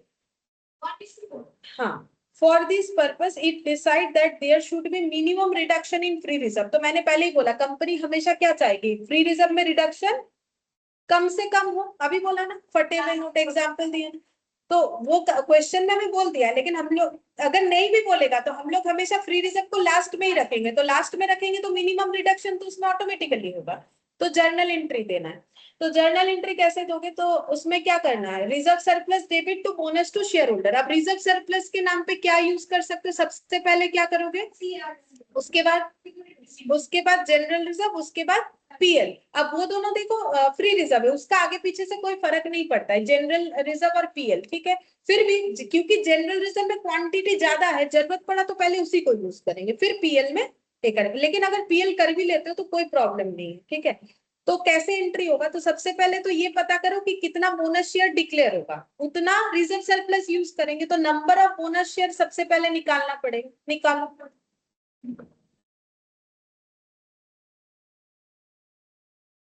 वर्किंग नोट में बना लेते हैं, number of bonus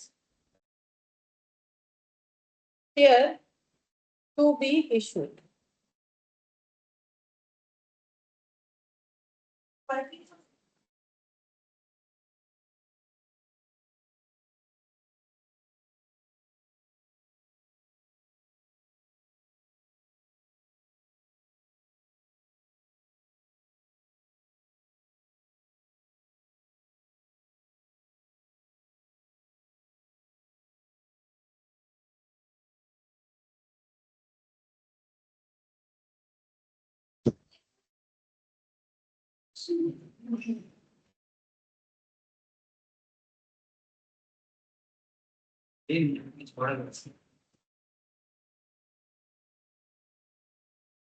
number of bonus share to be issued, हाँ बोलो, निकाले हो तुम लोग। हाँ 10,000, क्योंकि पुराना 4 रहेगा तो नया 1 मिलेगा, तो 4 के लिए 1, 1 के लिए 1/4 और 40,000 के लिए into 40,000 इंटू 10,000 40,000 करने से जितना आएगा उतना है, तो यहाँ 10,000 लिख दे, हाँ 10,000। तो ये क्या आया, ये नंबर ऑफ शेयर आया, ये रुपीस में थोड़ी ना आया, ये क्या आया है, नंबर ऑफ शेयर्स, ठीक है। अच्छा, अब वैल्यू ऑफ बोनस शेयर कितना होगा, मतलब इसका रुपीस वैल्यू निकालो, वैल्यू ऑफ बोनस शेयर। तो वैल्यू कैसे निकालते हैं, number of shares into price. Price मतलब क्या लेना चाहिए, हमेशा नॉमिनल वैल्यू, ठीक है। 10 है तो 10 लेंगे, कितना हो जाएगा 1। अच्छा, अब एंट्री जो करोगे उसमें देखो इतना समझ में आ रहा है, to bonus to share holder कितना लिखोगे, to bonus to equity share holder, उसका अमाउंट कितना होगा 1 लाख। अब डेबिट क्या क्या करोगे, सबसे पहले क्या लेने के लिए बोला, सीआरआर। सीआरआर में कितना है 55,000, क्या पूरा ले ले, हाँ लेंगे ना, मुझे तो 1 लाख चाहिए तो पूरा लेंगे, तो हम शॉर्ट में ही लिख रहे हैं, ठीक है। सीआरआर अकाउंट डेबिट कितना ले लेंगे 55,000, अभी भी पूरा नहीं हो रहा है तो, और नेक्स्ट देखें, सेकंड प्रेफरेंस होता है सिक्योरिटीज प्रीमियम, क्या क्वेश्चन में है, हाँ है, कलेक्टेड इन कैश है, हाँ वो भी है। तो 30,000, क्या पूरा 30,000 लेंगे, ठीक है पूरा 30,000 ले लेंगे। अच्छा, फिर इसके बाद जनरल रिजर्व है और पीएल है। अच्छा मुझे और चाहिए कितना, 15 चाहिए। अब 15 मुझे कौन देगा, पीएल भी सपोर्ट कर देगा 15 देने के लिए, जनरल रिजर्व भी कर देगा, लेकिन देखो जो ज्यादा है उसी को यूज करते हैं, पीएल को रख दो, कितना यूज करें, दोनों में से कोई भी लिया जा सकता है क्योंकि दोनों ही फ्री रिजर्व के अंडर है, ठीक है। पीएल को रखना ही पड़ेगा, ऐसा कोई रूल्स नहीं है, अगर हम लोग पीएल से ले लेंगे तो भी चलेगा, और अगर हम लोग जनरल रिजर्व से ले रहे हैं तो भी चलेगा, ठीक है। लेकिन अगर ऐसे बोला जाए तो बोल सकते हैं कि उसमें ज्यादा है तो वो ले लेते हैं, और अगर बोलोगे कि 50,000 से लोगे तो भी ठीक है, कोई प्रॉब्लम नहीं है। इसमें अगर बैलेंस शीट बनाने के लिए तुम लोग को बोला जाता तो तुम लोग का सीआरआर 0 हो जाता, सिक्योरिटीज प्रीमियम 0 हो जाता। अगर जनरल रिजर्व से 15 ले रहे हो तो वो 1,05,000 माइनस 15 हो जाता, और अगर पीएल से लोगे तो 50 माइनस 15 हो जाता, जिससे लोगे उससे माइनस हो जाता, कुछ भी किया जा सकता है। तो ये हो जाएगा 15,000 to bonus to share holder being bonus payable, और उसके बाद एंट्री क्या होगा, बीइंग इशू ऑफ बोनस,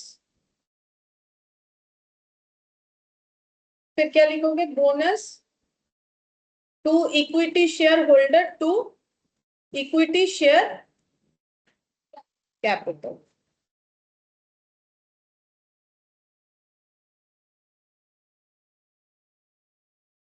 इसको लिख सकते हो बीइंग कैपिटलाइजेशन ऑफ रिजर्व, ऐसे भी लिख सकते हो, या फिर मैंने जो वहां पर लिखवाया वो भी नरेशन चलेगा, दोनों ही सही है, जो लिखना चाहो लिख सकते हो।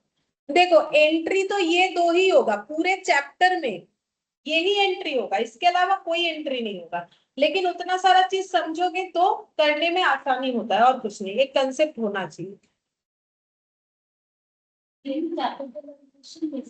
Capitalisation of reserve, capitalisation of reserve, of नहीं लिखा था, ऑफ लिख लो, being capitalisation of reserve, reserve को कैपिटलाइज्ड किया, बोनस डिक्लेयर हो गए, जैसे बोनस के लिए शेयर इशू हो गया तो कैपिटलाइजेशन ऑफ रिजर्व हो गया।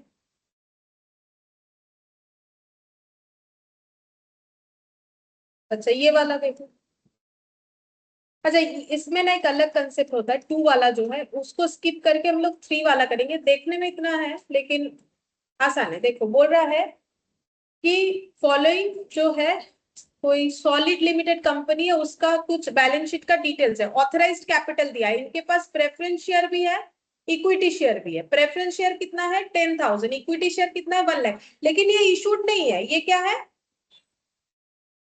ऑथराइज्ड, मतलब ये लिमिट है, ठीक है। फिर इशू कितना हुआ है, देखो 10,000 प्रेफरेंस शेयर में से इशू कितना हुआ है 8,000, ये देखो 10,000 में से इशू कितना हुआ है 8,000, और इधर 1 लाख में से 90,000, ठीक है। 12% प्रेफरेंस शेयर 10 इंच, वो तो सेम ही रहेगा, इक्विटी शेयर 10 वाला इक्विटी शेयर 10, लेकिन 8 क्या है, आप बोनस का चैप्टर पढ़ रहे हैं तो बोनस किसे दिया जाएगा, इक्विटी की प्रेफरेंस, हाँ मतलब इक्विटी को, तो मुझे क्या करना पड़ेगा, उनको फुल्ली कॉल्ड अप बनाना पड़ेगा, मतलब क्वेश्चन में जरूर देगा कि कंपनी अपना 2 रुपए और कॉल करेगी, फिर उसको फुल्ली कॉल्ड अप शेयर बनाएगी, फिर बोनस देगी, और जो नहीं देगा पैसा उसको बोनस नहीं मिलेगा, चाहे वो कितना भी एग्जिस्टिंग शेयर होल्डर हो, तो उसका कॉन्सिग्नेयर कर देगी, हो सकता है उसका शेयर को फॉरफिट कर दे, ठीक है। रिजर्व सरप्लस में क्या है, जनरल रिजर्व, ये यूज करेंगे, ए बोलो जनरल रिजर्व का यूज कर सकते हैं बोनस डिक्लेयर के लिए। रिवैल्यूएशन रिजर्व है, कितना समझा है, रिवैल्यूएशन नहीं ना, रिवैल्यूएशन रिजर्व এর एग्जांपल দিলাম যে लैंड बिल्डिंग, এক্ষুনি বললাম যে रिवैल्यूएशन रिजर्व का क्या है, वो अर्नड प्रॉफिट नहीं है ना, उसका यूज नहीं करेंगे। Securities premium collected in cash है, कर लेंगे, पीएल को करेंगे, ठीक है। अब सीक्वेंस में सबसे पहले क्या लोगे फिर, हाँ क्योंकि सीआरआर तो है नहीं, उसके बाद पीएल जनरल में से किसी को भी ले सकते हो, ठीक है, जिसको लेना चाहो ले सकते हो, कुछ फर्क नहीं पड़ता। और सिक्योर्ड लोन जो है वो 12% डिवेंचर बोला, ठीक है। अब बोल रहा है on 1 April 2022 the company has made final call, देखो मैंने बोला ना फुल्ली कॉल्ड अप नहीं होगा तो बोनस डिक्लेयर नहीं होता है, तो देखो फाइनल कॉल 2 रुपए था, वो कंपनी ने कॉल कर लिया, कितने शेयर्स पे करेगी 90,000, वही बोला है। The call money was received by 20th April 2022, thereafter the company decide to capitalize its reserve, तो इस लैंग्वेज का मतलब ही क्या हो गया, बोनस इशू, बोनस इशू, इसीलिए मैंने बोला ना बोनस इशू का capitalization of reserve by way of bonus, वैसे बोल दिया है आगे, at the rate of 1 share for every 4 share held, मतलब ratio 1:4, So necessary journal entries in the books of company and prepare the extract of the balance sheet immediately after bonus issue. बोल रहा है bonus issue का entry तो करो, और bonus issue करने के बाद ये बैलेंस शीट कैसे देखने में लगेगा वो बताना है। बैलेंस शीट का डिटेल्स तो हमारे पास नहीं है, तो जो है उसी में क्या चेंजेस होगा वो हम लोग को बताना पड़ेगा। ये जो दिख रहा है ना, ये एक्सट्रैक्ट, इसी का चेंजेस बता देंगे। Assuming that the company has passed necessary resolution at its general body meeting for increasing the authorized capital. अब कंपनी ने क्या किया है, जनरल मीटिंग में रिजोल्यूशन पास करवाया है। क्यों? क्योंकि उसको ऑथराइज्ड कैपिटल को इंक्रीज करना पड़ेगा। क्यों इंक्रीज करना पड़ेगा वो अभी तुम लोग को पता चल जाएगा। पहले तुम लोग एक काम करो, पहले शेयर को फुल्ली कॉल्ड अप करो। फाइनल कॉल पहले क्या करोगे, ड्यू, फिर क्या करोगे, रिसीव। अभी तुम लोगों ने कंपनी अकाउंट्स पढ़ा ना, इशू ऑफ शेयर्स, फिर उसके बाद बोनस का एंट्री करो, तब खुद ब खुद पता चलेगा ऑथराइज्ड कैपिटल को क्यों बढ़ाना पड़ रहा है। ठीक है, तो सबसे पहले क्या करेंगे, फुल्ली कॉल्ड अप के लिए जो भी करना है, डेट लगाओ। ठीक है, इस क्वेश्चन में डेट है ना, 1 अप्रैल 22 को फाइनल कॉल किया। फाइनल कॉल का एंट्री क्या होगा, इक्विटी शेयर, हाँ, final call account debit to equity share capital 90,000 into 2 180। नैरेशन हम नहीं लिख रहे हैं, ये सबका नैरेशन तुम लोग को पता है। फिर पैसा रिसीव हुआ है 20th अप्रैल को, 20th अप्रैल 2022, bank account debit to equity share final call, कितना हो जाएगा, 1,80,000। अच्छा, अब जितने भी रिजर्व है वो यूज करना है। टू क्या हो जाएगा, to bonus to equity share holder. अब कितना बोनस शेयर इशू होगा वो देखना है, इसका नैरेशन, अच्छा छोड़ो, नैरेशन तो हम नहीं लिखवा रहे। अच्छा, मुझे एक बार बता दो कि कितना सारा बोनस शेयर इशू होगा, नंबर ऑफ बोनस शेयर कितना होगा, ये साइड में करके दिखा देते हैं। कितना इशू होगा बोला, कंपनी ने 4 फॉर एवरी 1 शेयर हो, तो 4 के लिए एक के लिए 1/4, इनका कितना सारा होगा, 90,000। इक्विटी शेयर तो 90,000 है ना, सभी को फुल्ली कॉल्ड अप किया, किसी ने कॉल इन एरियर भी नहीं किया है, तो सभी को कंसीडर करेगा कंपनी, तो कितना होगा 22,500। ये हो गया नंबर ऑफ बोनस इशू और वैल्यू ऑफ बोनस इशू। हाँ,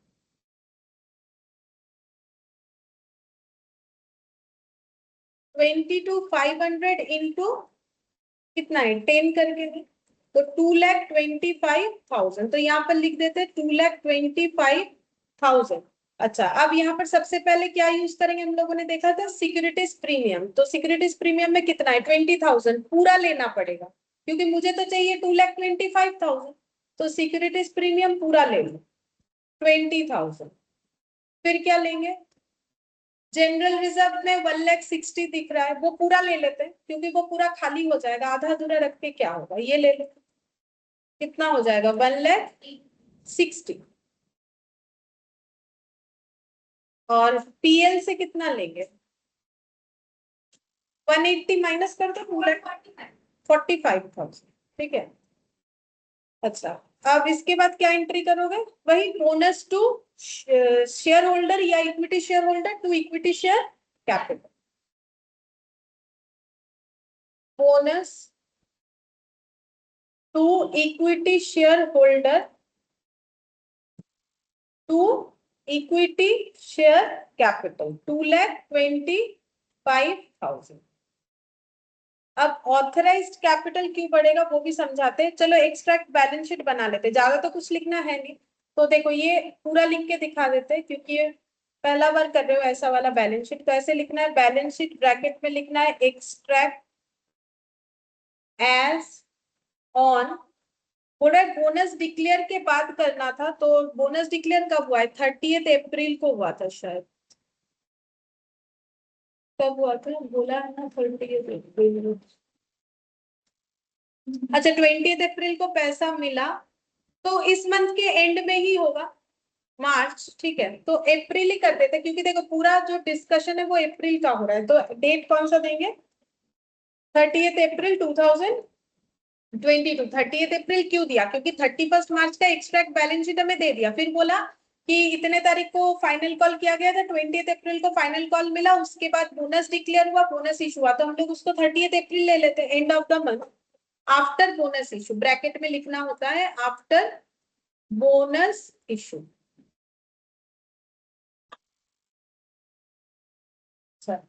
पर्टिकुलर्स हम लाइन नहीं लगा रहे, ठीक है, तुम लोग लाइन लगा लेना, मतलब ये ऐसे ही हम लिखते रहे, नोट नंबर और अमाउंट। सबसे पहले हेडिंग क्या होगा, इक्विटी एंड लायबिलिटीज, फिर हो जाएगा शेयर होल्डर्स फंड,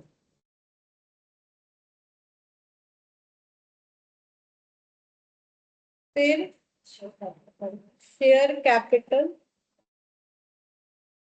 फिर रिजर्व सरप्लस,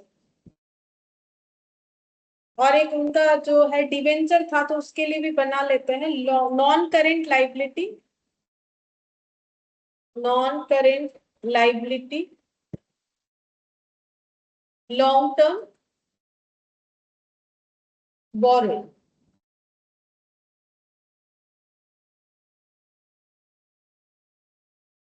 ठीक है। शेयर कैपिटल के आगे नोट 1, रिजर्व सरप्लस में नोट 2 और इसमें नोट 3 लगा दो।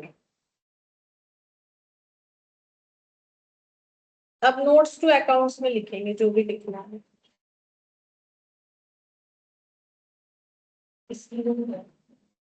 ये इतना ही रहेगा क्योंकि हम लोग के पास एक्सट्रैक्ट बैलेंस शीट दिया है, तो एसेट का डिटेल्स या फिर और कुछ लाइबिलिटी तो है नहीं, जो बैलेंस शीट में था उतना ही लिख दिया, ठीक है। अब हम लोग इसका नोट्स टू अकाउंट्स बनाएंगे, तो बनाओ notes to accounts. Note number 1, share capital. Share capital में पहले देखो, इसमें ना इक्विटी भी है, प्रेफरेंस भी है इस क्वेश्चन में, तो पहले इक्विटी का लिख लेते हैं, फिर प्रेफरेंस का लिख लेंगे। तो सबसे पहले इक्विटी शेयर कैपिटल लिखा, अब इसमें लिखना है ऑथराइज्ड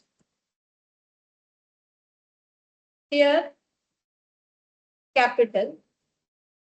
अब इसमें ना चेंजेस दिखेगा तुम लोग को, क्यों हम बता देते हैं, और वो वर्किंग नोट करके लिखेंगे, यहाँ एक लाइन जगह रख देंगे, क्यों होगा चेंजेस पहले वो देख लो।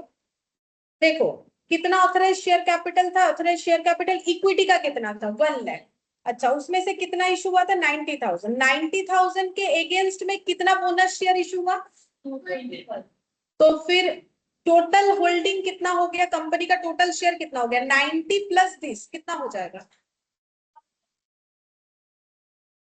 मतलब मोर देन 1 लाख तो हो रहा है ना जितना भी आया।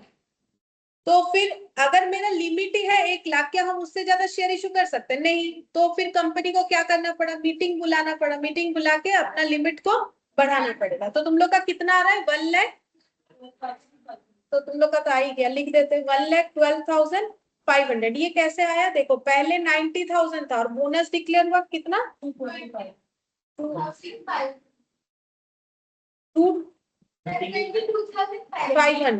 हाँ, तो फिर टोटल हो जाता है 1,12,500, ऐसे करके किया है मैंने, ठीक है। समझ में आया कि लिमिट बढ़ के कितना होगा, लेकिन इस पे भी एक मतलब 2 तरीके से होता है, वो बताएंगे, ठीक है। अभी तुम लोगों ने जो समझा उस वो भी होता है, तो वो लिख दिया मैंने।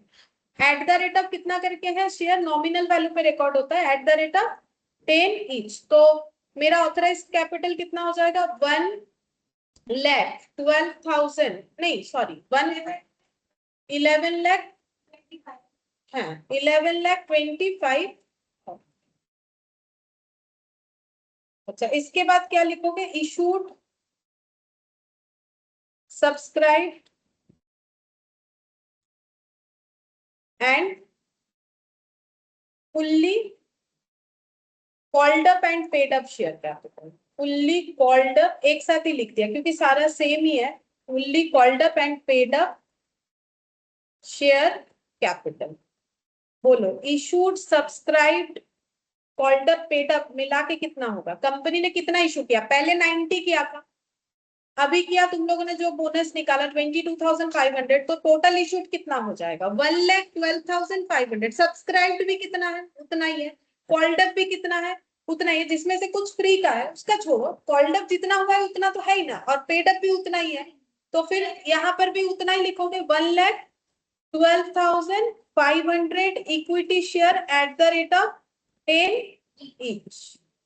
तो कितना हो जाएगा भाई 1125,000, और इसमें लेकिन लिखना पड़ेगा कि कितना बोनस इशू हुआ था, तो आउट ऑफ द एबव ये बताना पड़ता है, आउट ऑफ द एबव कितना बोनस इशू हुआ है 22,500 equity share at the rate of 10 each were issued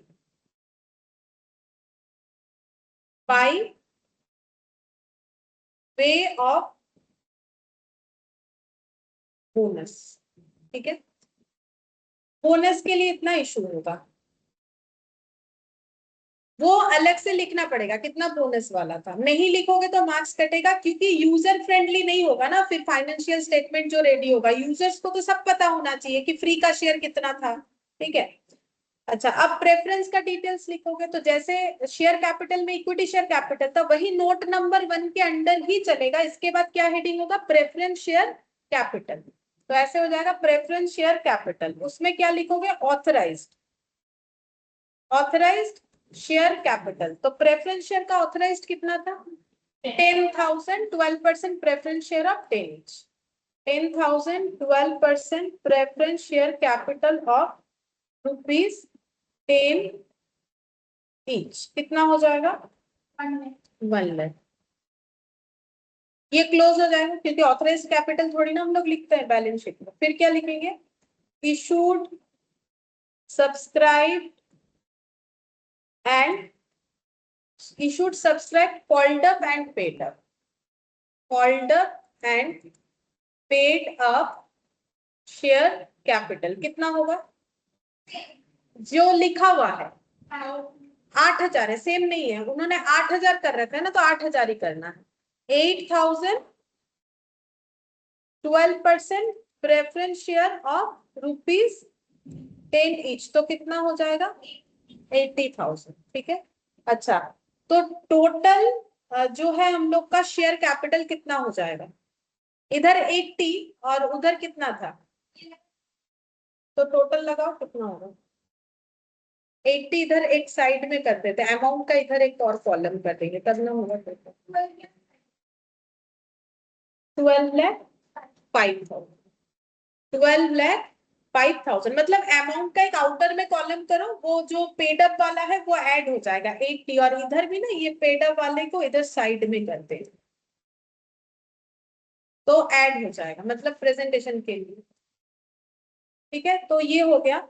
अच्छा अब नेक्स्ट क्या इंफॉर्मेशन है हमारे पास बैलेंस शीट का, जो कि हम लोग नोट्स बनाएंगे, रिजर्व सरप्लस। तो नोट 2 रिजर्व सरप्लस। ठीक है, रिजर्व सरप्लस में कैसे बनेगा, देखो क्या क्या रिजर्व सरप्लस है। सबसे पहले था जनरल रिजर्व, लिखो जनरल रिजर्व 1,60,000, 1,60,000 को इनर कॉलम में लिखो, उसमें से कितना यूज किए हो कैसे पता चलेगा, पूरा यूज किए हो तो लेस यूटिलाइज्ड, लेस करना है यूटिलाइज्ड फॉर बोनस, शो करना पड़ता है सिर्फ डिस्कस करके कि डायरेक्ट हाँ शो करना पड़ेगा बैलेंस शीट में, 0 हो जाएगा। ठीक है, ये वाला। फिर जनरल रिजर्व के बाद क्या है, revaluation reserve as it is रह जाएगा, रिवैल्यूएशन रिजर्व कितना है 35,000।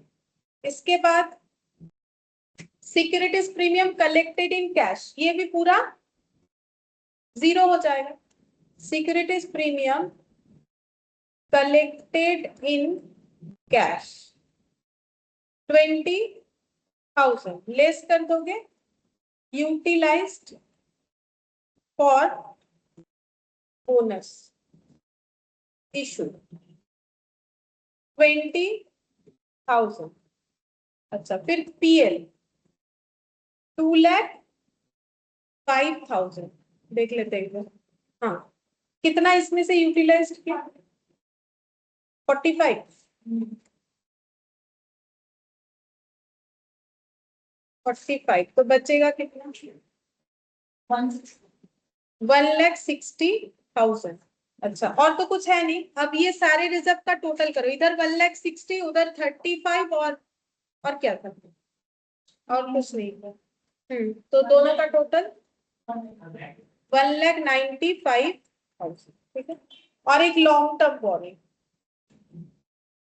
लॉन्ग टर्म बोरिंग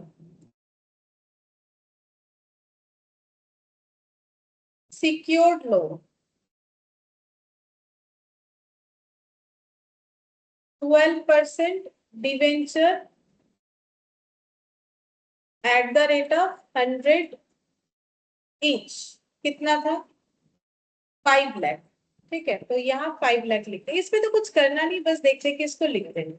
अब ये सारे चीज पुट कर दो एक एक करके।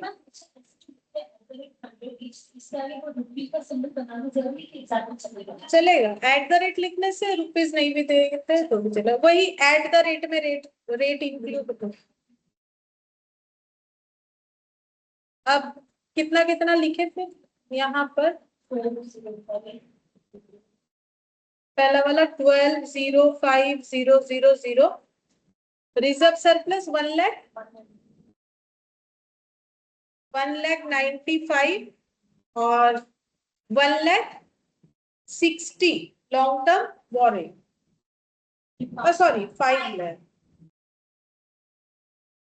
तो टोटल कितना हो जाएगा?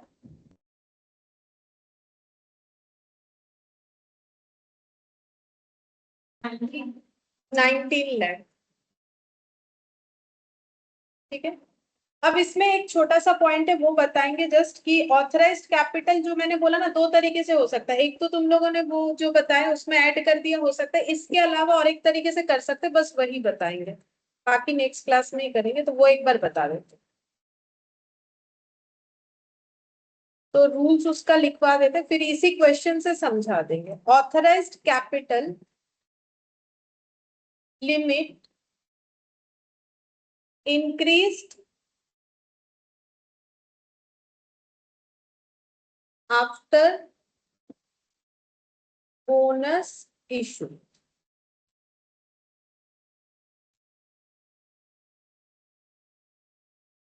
एक सिस्टम है कि existing authorised capital, sorry authorised capital नहीं लिख के लिमिट लिख दो। Existing authorised limit plus new bonus issue. और दूसरे साइड में लिखना है existing authorised limit plus additional share number of bonus issue minus unissued authorized capital।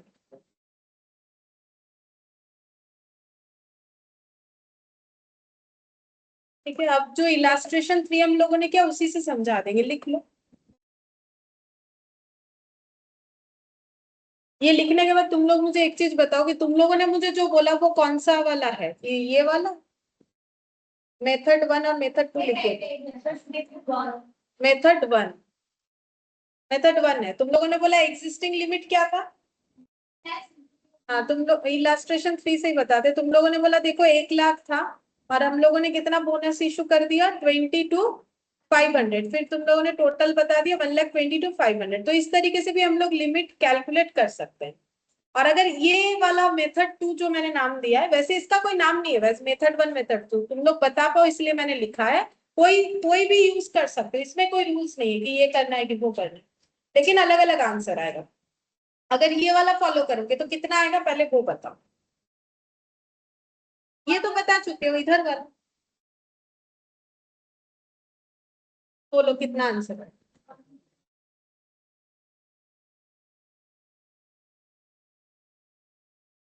Formula देख देख के बोलो, फिर हम समझा देंगे। इधर वाला ये तो तुम लोगों ने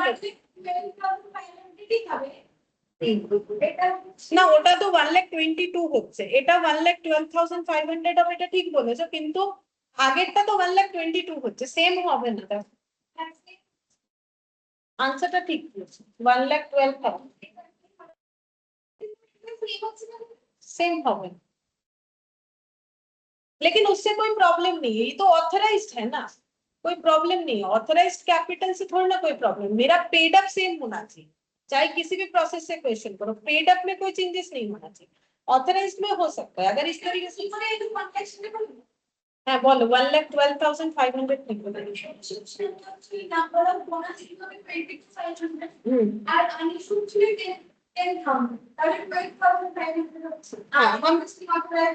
हम यही बोल रहे हैं कि फॉर्मूला देख के तुम लोग बताओ कि क्या हो रहा है, फिर हम समझाएंगे कि इसका मतलब क्या है।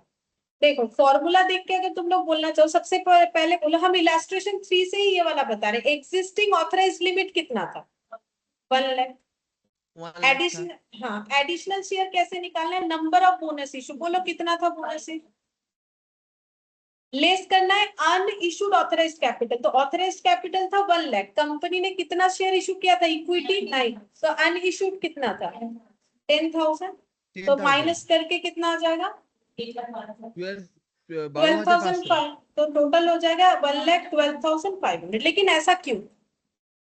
देखो कंपनी का ये हम लोग क्या पढ़ रहे हैं कि कंपनी को अगर अपना ऑथराइज कैपिटल का लिमिट बढ़ाना पड़ा तो कंपनी बढ़ाएगी, ठीक है, क्योंकि ऑथराइज कैपिटल कम, इशूड कैपिटल ज्यादा, ये तो पॉसिबल है नहीं, ठीक है।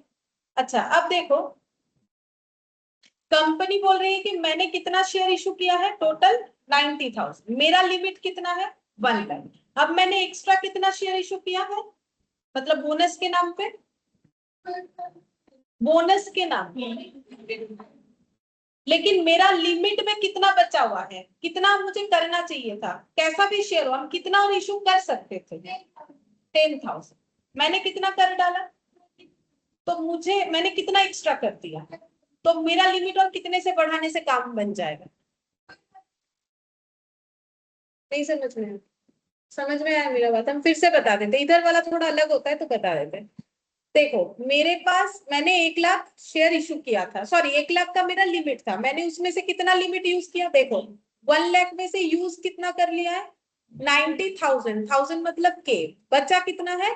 10,000। अब मैंने 10,000 की जगह कितना इशू कर दिया? 22,500, तो 10,000 मेरा लिमिट था, तो उतना कर देते तो कोई प्रॉब्लम नहीं था, लेकिन मैंने एक्स्ट्रा 12,500, तो मुझे मेरा लिमिट कितने से बढ़ाना चाहिए? तो फिर वो हो जाएगा। अब ये वाला करो या ये इधर वाला करो, कोई फर्क नहीं पड़ता, इधर करोगे तो 1,22,500 पे ही कैलकुलेशन लिखना होगा, मतलब ऑथराइज्ड कैपिटल को लिखना होगा, और ये वाला करोगे तो इस पे लिखना, ঠিক है। কেন আলাদা হবে না? ওখানে আমি 1 লাখের উপরে পুরো 22,500 লিমিট বাড়িয়ে দিয়েছি, এখানে আমি এটা বলছি কি আমার লিমিটে তো আর 10,000 পড়েছিল, তো আমার ম্যাক্সিমাম কতটা শেয়ার আমি আর ইস্যু করতে পারতাম, কিন্তু আমি কত করে দিয়েছি, তো আমি বলছি আমি যতটা এক্সট্রা করেছি অতটা দিয়ে লিমিট বাড়াবো, আর এখানে আমি কি বলছি, আমি পুরো শেয়ারটা দিয়ে লিমিটটাকে বাড়িয়ে দিই। मेरा पूरा 1 लाख था और उसमें मैंने और 22,500 की, तो हम बोले उतना हम दिमाग नहीं लगाएंगे, मेरा लिमिट था 1 लाख, मैंने 22,500 नया इशू कर दिया। अब मेरा लिमिट बढ़ाना क्यों पड़ेगा वो तो समझ में आना चाहिए, क्यों बढ़ाना पड़ेगा? क्योंकि मैंने कितना इशू किया था? 90 था, अभी कितना कर दिया, ठीक है, तो मेरा टोटल कितना हो गया? तुम लोगों ने तो यही बताया ना मुझे, हाँ तुम लोगों ने इधर वाला बताया मुझे, ठीक है, तो इसका मतलब ऐसे करके भी कर सकते, ये इसका मतलब भी तो यही है ना, ये कैलकुलेशन ये फॉर्मूले के हिसाब से मैंने दिखा दिया। जब 90,000 ले रहे हो और उसमें 22,500 ऐड कर रहे हो, तो फिर ये प्रोसेस ही ना फॉलो हो रहा है, मतलब मेरा लिमिट कितना था, मैंने लिमिट में से कितना यूज किया, अब उसको रिवर्स समझो, कितना यूज किया? 90, और प्लस 20 to 500, तो मेरा लिमिट 90 से और तो 10 ही बढ़ना चाहिए था क्योंकि लिमिट तो 1 लाख ही था, तो मैंने 10 की जगह और भी ज्यादा बढ़ाना पड़ेगा क्योंकि मैंने 22,500 इशू कर दिया, तो 1,12,500 हो गया। तो ये तो नॉर्मल, जो नॉर्मल थिंकिंग था तुम लोग का, मैंने बोला ठीक है, जो बोला है ठीक है, उसमें कोई प्रॉब्लम नहीं है, लेकिन फॉर्मूले के हिसाब से जाते तो ऐसा होता है, और फॉर्मूला भी तो सोच समझ के बनाया है ना, तो फॉर्मूला क्या बोल रहा है, या तो ऐसे करो, ज्यादा दिमाग मत लगाओ कि 1 लाख लिमिट था, जो भी बोनस इशू किया, इसलिए फॉर्मूला क्या बोल रहा है, ऐड कर दो new number of bonus issue, simple add कर दो, उस पे लिमिट कितना बढ़े देखने का जरूरत नहीं, कोई फर्क नहीं पड़ेगा। और अगर बोलोगे नहीं मुझे उतना लिमिट ज्यादा नहीं बढ़ाना है, इसमें लिमिट हमेशा क्या होगा, ज्यादा हो जाएगा, नॉर्मल सा बात है ना, क्योंकि हम अपना अनइशूड को तो यूज ही नहीं कर रहे हैं, हम 1 लाख लिमिट पे ही बाकी बढ़ा दे रहे हैं, और इधर हम क्या कर रहे हैं, इधर हम जो मेरा रेस्ट्रिक्शन है उसको यूज कर रहे हैं कि भाई 10,000 तो मेरे पास अभी भी अवेलेबल है, उसके बाद एक्स्ट्रा जो है उसको ले रहे हैं, तो मेरा 1,12,500 है। अब ये वाला प्रोसेस तुम लोग करके लिखोगे, या तुम लोगों ने जो बोला उसमें जो आंसर आएगा, और इधर वाले में आंसर लेकिन अलग आएगा, लेकिन कोई भी मेथड फॉलो करो कोई प्रॉब्लम, ठीक है। अब ये लिखा हुआ है तो मैंने लिख दिया ये चीज, ठीक है। अब इसको ऐसे फॉर्मूले से याद मत रखना, कैसे रखोगे, ऑथराइज्ड कैपिटल और प्लस बोनस जो भी वो ऐड कर दो, या फिर कैसे कर सकते हो, जितना ये वाला कर सकते हो, या फिर जो अपने दिमाग में आया था थोड़ी देर पहले कि मैंने टोटल 90,000 इशू किया है, मेरा लिमिट है 1 लाख, मैंने तो 22,500 और कर दिया, तो मेरा टोटल लिमिट मुझे कितना बढ़ाना पड़ेगा, तो ऑटोमेटिकली इधर वाला आंसर आ जाए, तो कोई भी एक कर सकते हो, ये फॉर्मूला याद रखने का कोई जरूरत नहीं है, ये तो जस्ट मैंने है तो लिखवा दिया ताकि तुम लोग देख पाओ कि 2 तरीके से आंसर आ सकते हैं, ठीक है। फॉर्मूला याद रखने का जरूरत नहीं, इसमें से कोई भी करोगे चलो। अच्छा, अब होमवर्क तो करोगे नहीं, लेकिन हम फिर भी लिख देते हैं, चलो পরে তো কেউ না, কিন্তু আমি দিতেই থাকি হরবার, ঠিক আছে। Illustration 4, question number 1, question number 2, question number 3, class work homework सब तो मेरा ही है, हर बार हम ही पढ़ते हैं, हर बैच में हम खुद ही पढ़ते हैं।